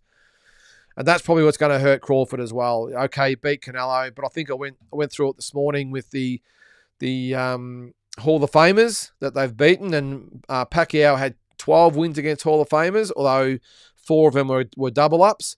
Mayweather had 10 individual Hall of Famers, where Crawford had only had 1. Maybe a Porter might get on there down the track, or Spence, but that was about it. So that's what's going to hurt him. You know, a Hagler needs a Hearns, a Leonard, a Duran. He needs those guys. Ali needs a Foreman and a Fraser and a Norton and those types of guys. You need other greats around you. Pacquiao had plenty. Mayweather had plenty. De La Hoya had plenty. But Roy Jones Jr. never really had that super fight. Would James Toney be... I know Hopkins would be his biggest win, but again, it was at the start of his career. Would someone like a James Toney be his biggest win? I'm not sure, but that's the biggest problem with him, Naz, and that's why I wouldn't have him on the Mount Rushmore if he did retire back then. Andy says, Prime Jones Jr. was an absolute beast, no doubt. Deserved pound for pound in his peak. Oh, 100%. He's definitely probably a top 5 pound for pound of his era, and if not near the top of that era. I mean, some pretty good company there as well, obviously, but Roy Jones Jr., yeah, he's all the talent in the world, but unfortunately, as I said, he never had the legacy fights to put him on that pedestal. Mutsy, how do you see the Fulton versus Foster fight panning out? Yeah, good one, Mutsy. I think Foster for me. I think Foster wins out on points. Fulton, look, he's coming up from 126 and then 122 before that. Not that that'll be a massive thing. I think Foster's more of a boxer. Fulton sort of seems to be a bit more aggressive. I think Foster wins out on points, Mutsy. Just an early prediction anyway. Daniel, Rob was supremely talented. Had that classic amateur style. Was great to watch. This is Robbie Peden. Was great to watch and fought some of the very best to ever do it. Yeah, he fought Marquez and Barrera in the pros. Who was the guy he knocked out? Mental blank. Nate. What was his name? Campbell. Nate Campbell. Been a long day. Didn't get much sleep last night. So, yeah, he was, Daniel. And I've said numerous times, for me, the best amateur we've ever produced. And I think overall, one of the best overall fighters we've produced as well. All right, Naz, another hypothetical. All right. What could top 10 pound for pound be in 5 years? Good question, Naz. I'm going Shakur, Bam Rodriguez, Otama, Boots Ennis, David Benavides, Jaya Pataya, Abdullah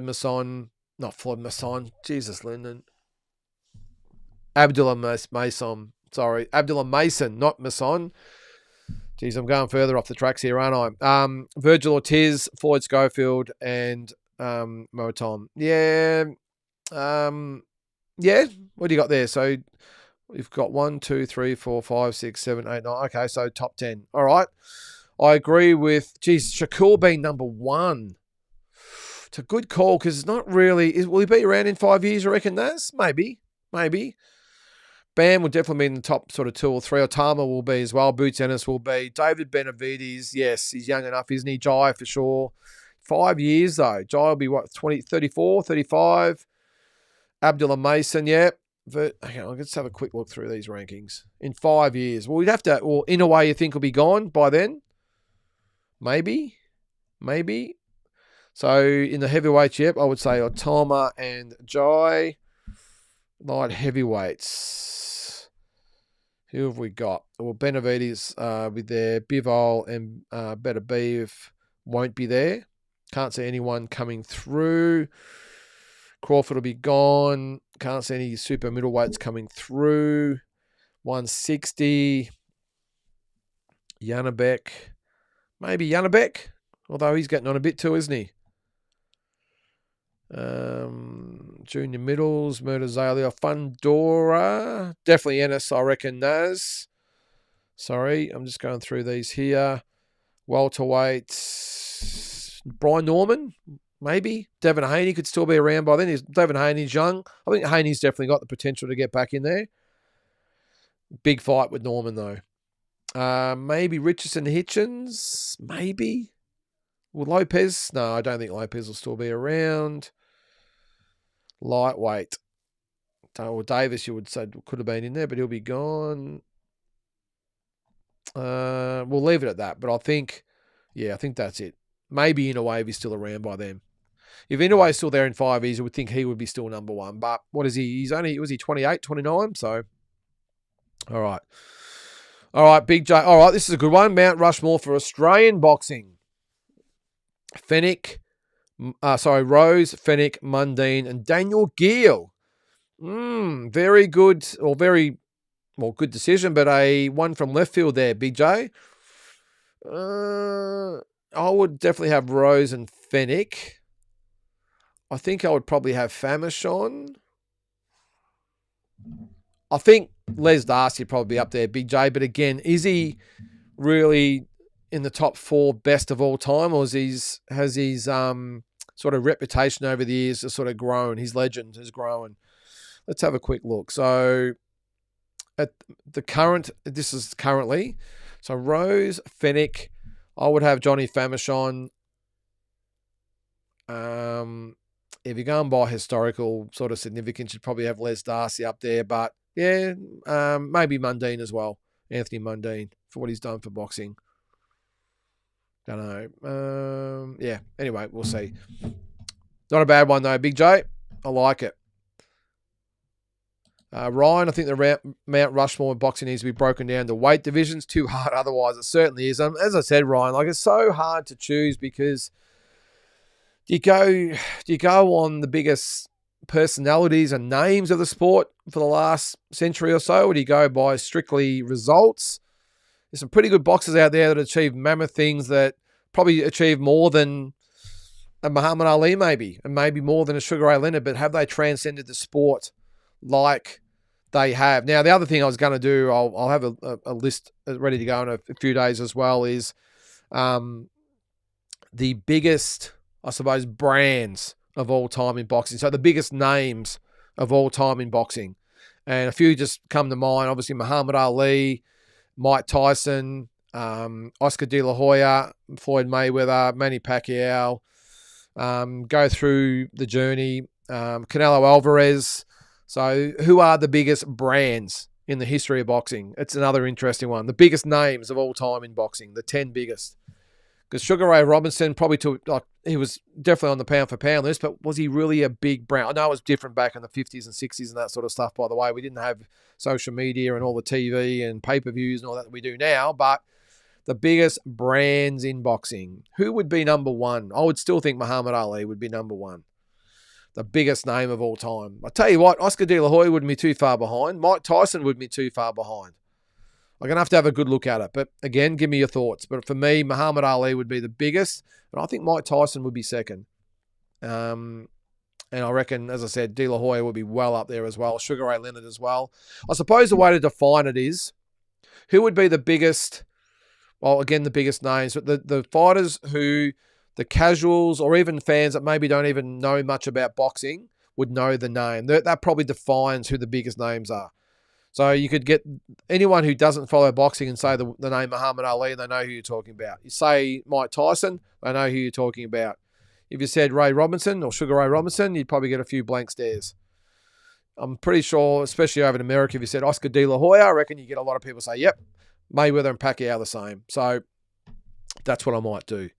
Can we branch out the Mount Rushmore to about 10, Ryan? Can we chisel out a few more heads? Excuse me. What's this? OG, what has happened to Nikita's ex-opponents? He's retired Bomber, Belbin, and Dryden. Yeah, well, I don't think Benjamin Bomber's been seen again, OG, and he was going to be the next big thing, according to him. Let's have a look. I'm not sure he's been back. We'll have a look at a couple of the opponents. Bo Belbin might have had a fight, I reckon. OG, let's have a look. No, he never fought after Nikita beat him in 2003. What's that, 2.5 years ago? Who else did you say? Benjamin Bomber. Nope, hasn't fought for nearly 2.5 years as well. Crazy. Who was the other one?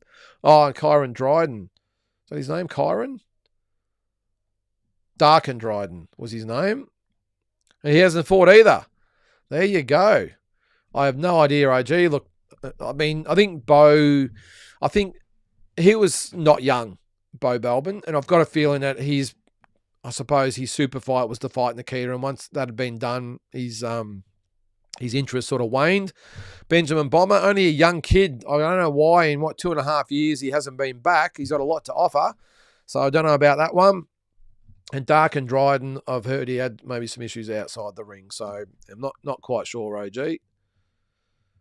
All right, so Richard agrees with Gill. Very underrated, I will say, though. Richard, I did have him in my all-time pound-for-pound list. I had him at 1, 2, 3, 4. I had him at 6, my all-time list for the Aussies, and 9 as far as being the actual most talented. I had guys like Anthony Mundine, Robbie Peden, Johnny Fermashon, Lester Ellis, Jai Patara in front of him. But yeah, good call, Richard. See, what have we got there? So Polly. Fulton wins. Fulton has been written off after the Inouye fight, but Fulton is going to take a position on my pound-for-pound list after the Foster fight. I'm not sure I'd go that far, Polly, but yeah. No, let's have a look. What's he going for, his third title or was it fourth? Third, I think it is, Fulton. Got to say, he's probably wins the best outfit that I've seen. Well, he looked like he had those work boots on, didn't he, in the cut-off jeans in one of the fights. I've never seen that before. All right, there we go. So he's fighting Oshaki Foster on October 25th at the MGM on the Fundora Thurman card. Should be a really good card, that. So he lost to Inouye in 2023. Has he lost another one? No, I think that was it, wasn't it? Yeah, one loss. Yep. Only the 8 KOs too. Very, very good fighter. Polly, I'm not sure he'd be pound for pound if he beats Foster, but you never know. All right, JP, 23. All right, my Mount Rushmore for boxing. Ali, Sugar Ray Robinson, Jack Dempsey, Jack Johnson. Got to look at it in an all-time sense. Dempsey and Johnson drew hundreds of thousands of people. Super, super famous. Yeah, well, that's probably a more contribution to boxing, JP. Now, I know Jack Dempsey and Jack Johnson were great fighters. I wouldn't argue with Jack Johnson, obviously for a lot of different reasons. An absolutely dominant heavyweight champion back in the day, and obviously all the chips were against him, all the odds against him, being the first African-American to win the heavyweight title. They did everything they could to trip him up, and he still got through it. Jack Dempsey's, for me, though, JP, I know he's an icon and a legend and all that sort of stuff, but looking at his actual record, I just think it leaves a little bit to be desired. I think he sort of falls into the Rocky Marciano category for me, where they're more loved and revered for, I suppose, what people think they are rather than what they actually achieved. I know that's going to rub a few people up the wrong way, but I'm just looking at resumes. Just don't see many big names on Jack Dempsey's record, and I don't think he defended his title that many times either, did he? Hang on. Now you got me looking here. I know it's always fraught with danger, criticising a legend, but where are we? See if I can find him. There's a lot of Jack Dempseys that have fought over the years. This might be a bit hard. There's a lot of Jack Dempseys. I might have to... Who's one of his opponents? I'll put in Jess Willard. There you go. Oh, see if this will bring him up. Because there's about 100 Jack Dempseys. Couldn't be that many Jess Willards around, could there? Come on, anytime now. All right, so, all right, there's Jess Willard there, and let's track him back to when he got knocked out by Jack Dempsey. All right, so there's Jack Dempsey, 53 wins, 6 losses, 8 draws. I just want to see how many world title fights he had. So he beat Tunney, he beat... It doesn't look like Sharkey was for the belt. Beat Tunney... Sorry, he lost to Tunney twice. Lost to Sharkey in between. So he beat Tommy Gibbons. He beat Georges Carpentier. Beat Bill Brennan. So what's that? 3, 4... 4 defenses he made. Yeah, I'm not sure where that puts him on Mount Rushmore, JP. But as I said, he's more of a legend rather than the resume. But anyway... Each to their own. That's your Mount Rushmore, and you can do with it whatever you want. This is okay, Glenn. Yeah, sorry, this is one guy I didn't even think of. Joe Louis would have to be on Mount Rushmore. Yep, most talented American fighter. Tony first that comes to mind. Wow, and then Leonard and Whitaker as well. Yeah, I'd have to have a look at it, Glenn. I think what's going to happen is the whole top 10 is going to be made up of African American fighters. Leonard, Whitaker, like you said, someone said Roy Jones Jr., Tony. Yeah, I think they're all going to be African American. But Joe Louis, yeah, I'm with you there, Glenn. That's probably not a bad call to have Joe Louis on there. I think he made the most heavyweight defenses of anyone. So, yeah, that's not a bad one, Glenn. So, yeah, definitely one that would be considered. Yeah, Jack Johnson doesn't get enough credit. I'm with you there, Richard. I think he had 25 defenses from memory. Drew says, Roy Jones was a phenomenal reflex fighter. His reflexes were unmatched. He had those long arms too. And in his prime, he was almost unstoppable. Unfortunately, his reflexes went with age and he had weak fundamentals to fall back on. Yeah, I think, when did I hear it recently? And it made a lot of sense, is that great fighters, as they get older, like Roy Jones Jr. did, adapt their style for to their age. Unfortunately, Roy Jones Jr. at the later stages of his career, at his age, still tried to be the Roy Jones Jr. that he was 10 years earlier or 12 years earlier, which resulted in him getting knocked out numerous times. That's the difference. And it made a lot of sense to me. I can't remember who told me, but it made a lot of sense. The great fighters like a Mayweather, as they get older and get heavier, adapt their style to be able to win and obviously take less punishment. Roy Jones Jr., on the other hand, was a fighter who tried to still be Roy Jones Jr. when he was 40. So that was the difference. But an unbelievable fighter, Drew. And I think his legacy, unfortunately, was tarnished just a little bit by the tail end of his career, like a Mike Tyson was. Big J, Gill never gets enough credit. To this day, the only Aussie male fighter to win a unification title for title fight. Okay, yep. And the only Aussie to headline Madison Square Garden. Yeah, I can't argue with that, Big J. Yep, he was the B-side, though. Let's not forget that. Very much the B-side against Triple G. Or was that was at Madison Square Garden. Where did he fight Cotto? Hang on, I'm going to have to put his name in there now. But the fact that he went to Germany twice and won world titles over there says a lot about him, because it's almost impossible to win in Germany. All right, so he fought Cotto in Barclays Center in Brooklyn. He fought Triple G at Madison Square Garden. Yep, okay. And then fought, where else did he fight there? Atlantic City, a couple of times in Germany, all over the world. Great fighter, Daniel Gill. And a really, really good bloke as well. Naz had Norman at 11. Yep. Richard, I would agree with that. I've always been on the Gill bandwagon. Spot on. Yep. Yeah. And it was really good to see him at I think it was a couple of years ago at the Hall of Fame, Richard. Really, really humble inductee. You can tell it's not really his thing to go to those types of events. And I think he's involved in training fighters and all that now as well. And yeah, just a really, really, really humble guy and one of the nice guys of the sport, but he could fight. And I remember even, when he beat Mundine, he got ripped off, I think, in the first fight, but beat Mundine when Mundine was at his peak. Just a great fighter was Daniel Gill. All right. Hitman Harding would look good on Mount Rushmore. On the Aussie one, maybe, Sean. I think there's a few in front of him, though, mate. But he's another underrated guy, Sean. But unfortunately, he wasn't the most graceful guy, Hitman Harding. He'd take 3 punches to land one, but when he did land, you knew all about it. And again, who can forget the performance against Dennis Andrews? And I did a video about this a couple of years ago, the best Aussie performances of all time. And I think I had I think Jeff Horn was still number 1 by beating Pacquiao.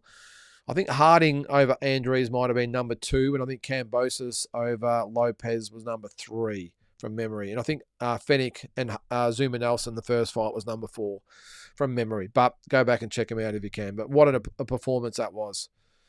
Polly says, Inouye's 31. Okay, I think he said he's going to retire in 2 years' time. Yeah, sorry, I didn't realise he was that old. Going back, but would you put Joe Louis on that list? Yeah, maybe 94. Zol, I think I would. Yep, Joe Louis. Yep, for sure. Big J says, Hitman just misses out, as does Barry Michael and Johnny Famishon. Yep. Naz, will Cooper be looking for a promotional team? This is Cooper O'Connell. While over in the States, or just having a camp and then promoted locally over here?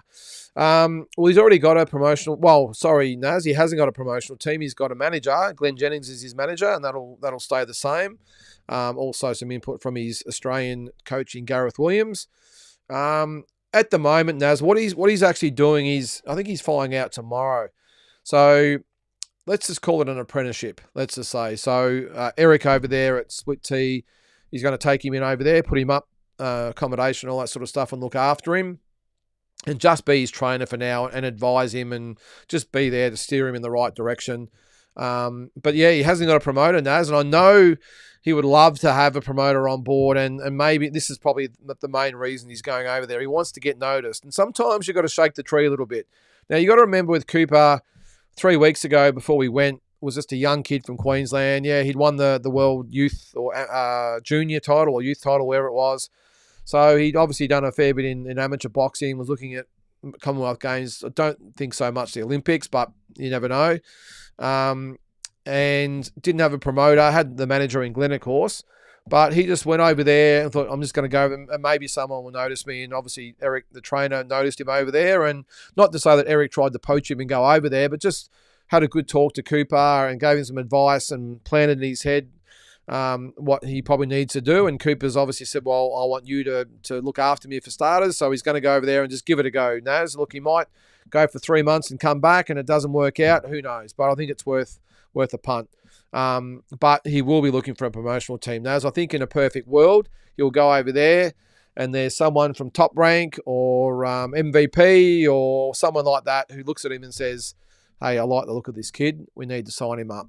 You don't know unless you put yourself out there. And with all due respect to the Australian scene, a lot of Aussie talent can just sit on the shelf and rot. So he can either do that or get out there and make it happen. And if it doesn't work for him over there, as I said, he can always come back.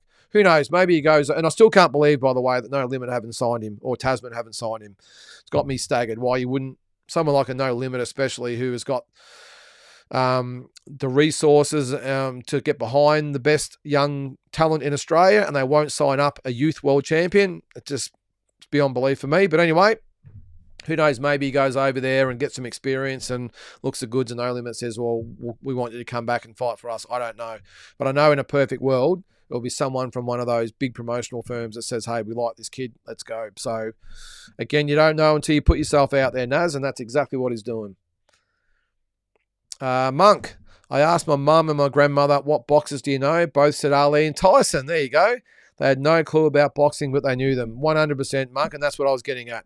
Everyone knows Ali and Tyson. Probably the only two boxers, I think, almost in history, that anyone, whether a boxing follower or not, knows who they are. I'm assuming. Maybe, I think, no, I reckon that they're the only two. I reckon you could say to anybody, anywhere, who's Mike Tyson, Muhammad Ali, and they'll say, oh, they're those two boxers.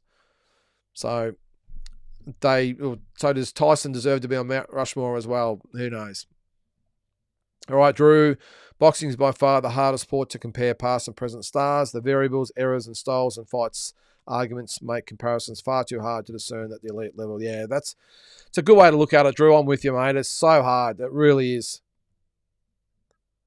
And that's why I'll never begrudge anyone who has a different opinion as far as a pound for pound top 10 goes, whatever. I mean, Mike, we did it in our first ever episode, I think, or second episode, the greatest fighters of all time. And Mike had all these fighters from the 20s and 30s on there.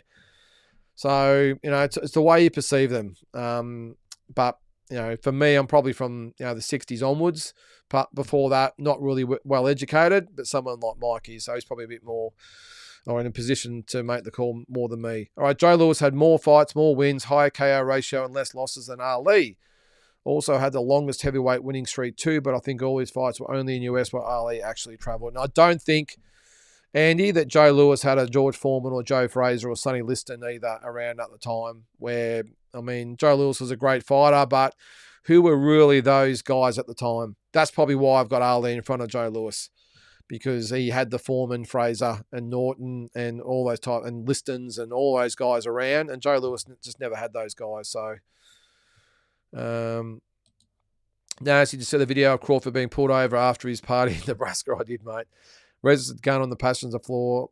Cops are no nonsense over there. Felt bad for Bud. Yeah, but yeah, I don't know. They are very nervous, the cops over there, Naz. So you can probably understand that they see a gun. Probably the rules and regulations are you've got to get your gun out and say get out of the car.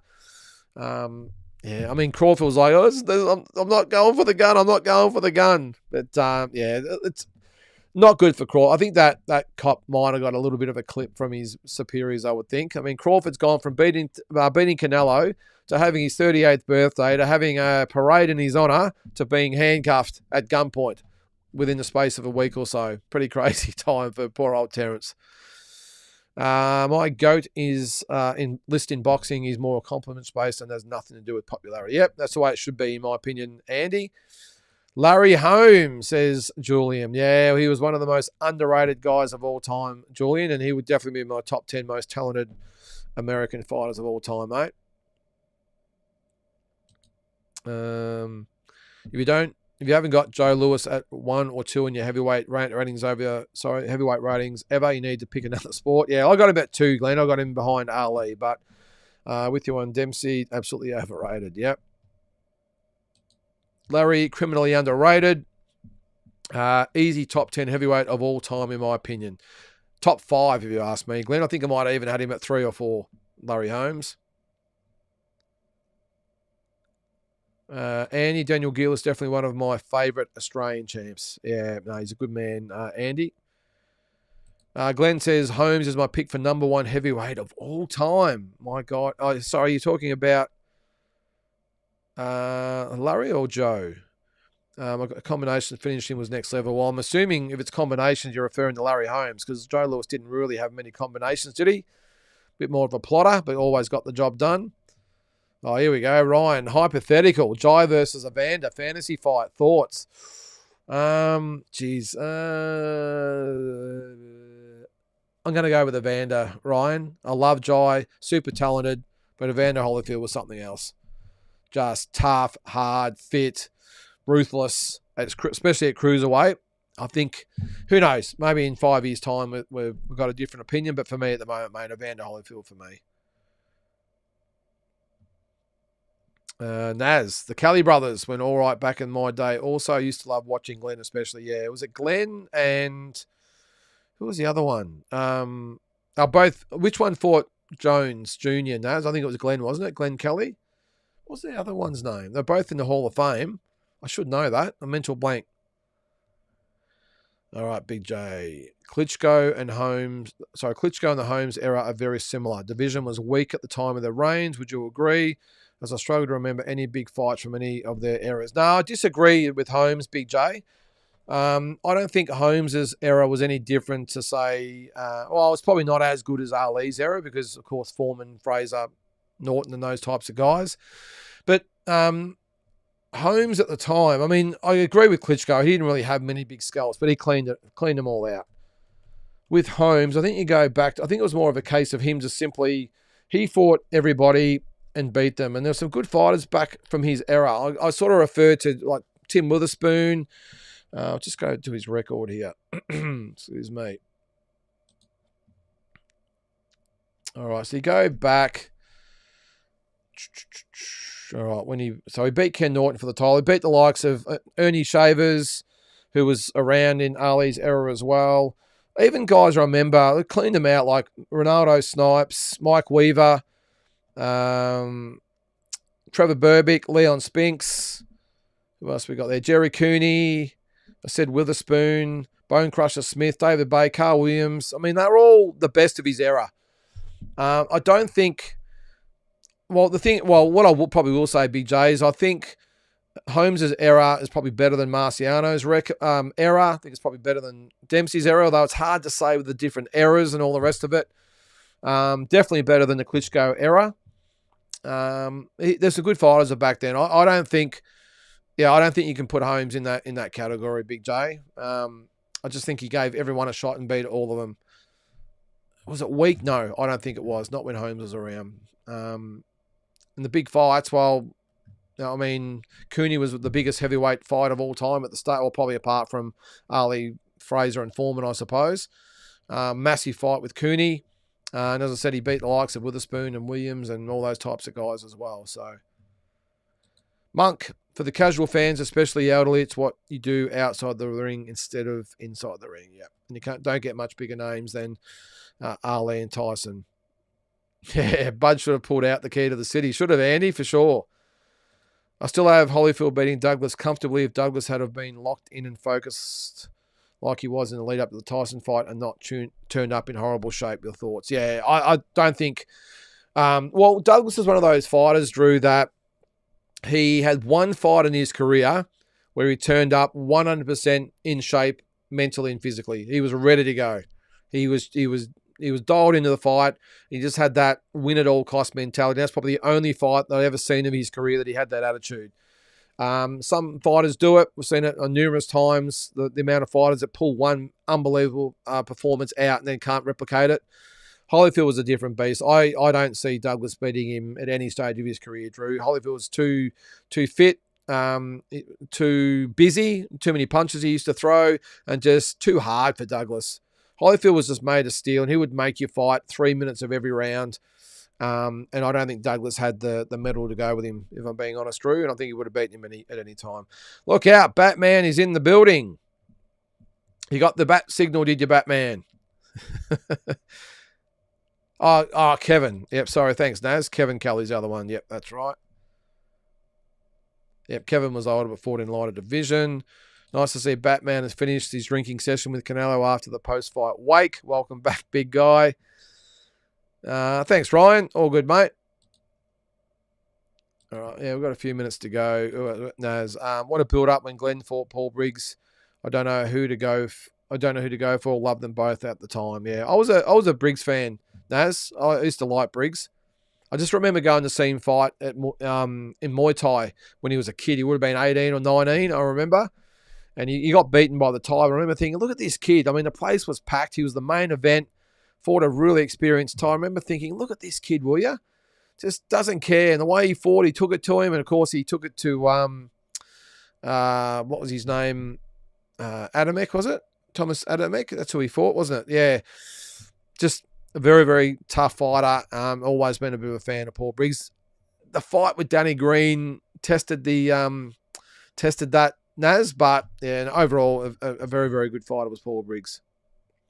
All right, Glenn. Canelo, Crawford, discuss, he says to Batman. Well, we've only got a few minutes to go, so you might have to continue afterwards, guys. I only remember Jerry Cooney as he appeared on the episode of The Simpsons where Otto, the bus driver, KO'd him. Absolutely hilarious, yeah. Well, Cooney was the great white hype, Big J. He really was, and they actually based a movie around Holmes and Cooney. It's called The Great White Hype. That's what it's called. Unbelievable movie. Yeah, he was it, Big J. I just remember, you were probably a bit young. Was it 1982? A massive fight at the time, though. It really was. And as 9 or 10 years old when it happened, I still remember watching it on TV. It was just the build up to it. This is the days before internet and all that sort of stuff. It was the talk of the whole world was Holmes and Cooney. Andy Hurricane Briggs was awesome in his prime. Was sad when he lost to Adamek. Yeah, we lost to him twice, didn't he?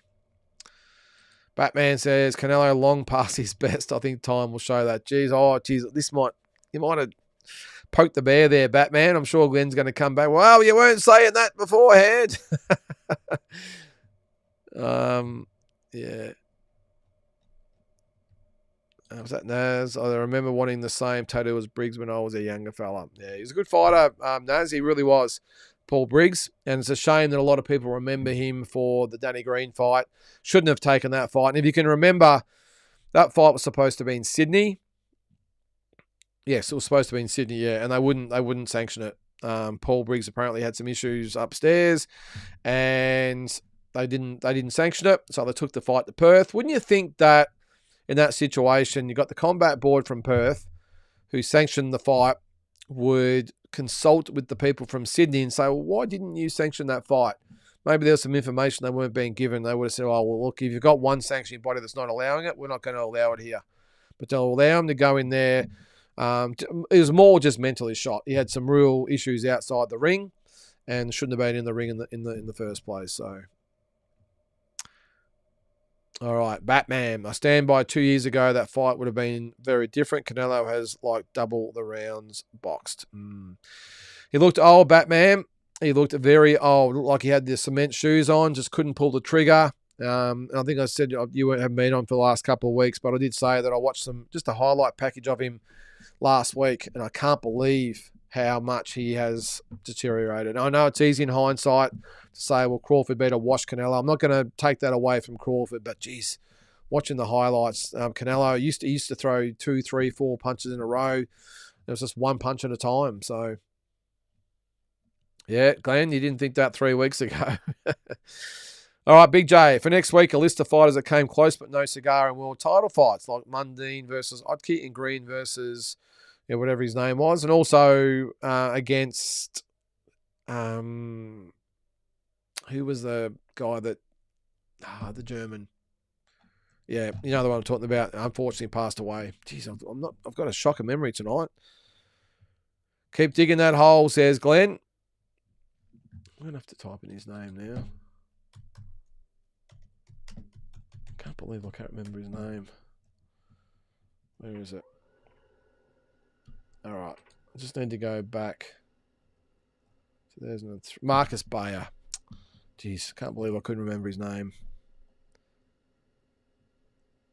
All right, Monk. In a dream matchup at a smaller weight, who you got, Kostya or Fennec? Kostya, Monk. Kostya for me. Daz says, don't feel bad for being so staunch on Canelo. We all get them wrong time to time. Yeah. Remember when Lynden didn't give shotgun a round against Tszyu? Yes. Don't mention that, Naz. I did rewatch it, though. It was close. It was close. Don't tell Shannon I said that, though. I think I would have had it a draw in hindsight, Naz, but you're right. On the night. Yeah. Well, who am I anyway? I'm not a judge. Batman, CompuBox had them like 15 punches different, with Canelo landing more power shots and Crawford landing more overall. Wasn't some wash, mate. Thanks, Big J. Yep. Glenn says he won 3 to 4 rounds. Tops, I gave him 5 rounds. No, I didn't, Glenn. No, I didn't. I had him 4 rounds. I had 8 rounds to 4 for Crawford. Yeah, Randy, Marcus Bayer passed away. I think would have been a few years ago now. Has it got his... Let me just quickly type his name in here before we go. Yeah, he died of a mystery illness there, Andy. 2018. So, yeah, nearly 7 years ago. December the 3rd, 2018, he died of a mystery illness. So, pretty sad there, mate. Yeah. Yep. All right, a couple more comments, guys, and we'll call it a night. I'll let Batman and Glenn go over it in the chat. BJ, last one for you. I'm still eating the egg off my face over Canelo Crawford fight, but at least I'm keeping up my protein intake. Yeah, BJ, I wanted to see the packet of eggs, though, mate. You needed to grab them and smash them on the head. That would have been better, and then wipe it off. Yeah, mate. It's just you're not on your lonesome there, BJ. A lot of people didn't pick Canelo, but geez, it's great in hindsight, isn't it? Sorry, I didn't pick Crawford. Great in hindsight, though, that's for sure. All right, thanks, Naz. Always good to have you on there. All right, guys, we're going to call it a night at that. We're a minute or so early, but it is what it is. I'll let you guys and girls get back to your duties on a Monday night. I'm sure there's plenty of football shows to watch after the grand final on the weekend and the upcoming NRL grand final this week. So go the mighty Melbourne Storm. I hope they get the win. Sure, we'll have plenty to talk about next week. So, guys, as always, make sure you tune in every morning to Walking Boxing. Thanks very much to Mike Altamura for being on tonight as well. And hope you have a great week. And we'll catch you next Monday for Talking Boxing.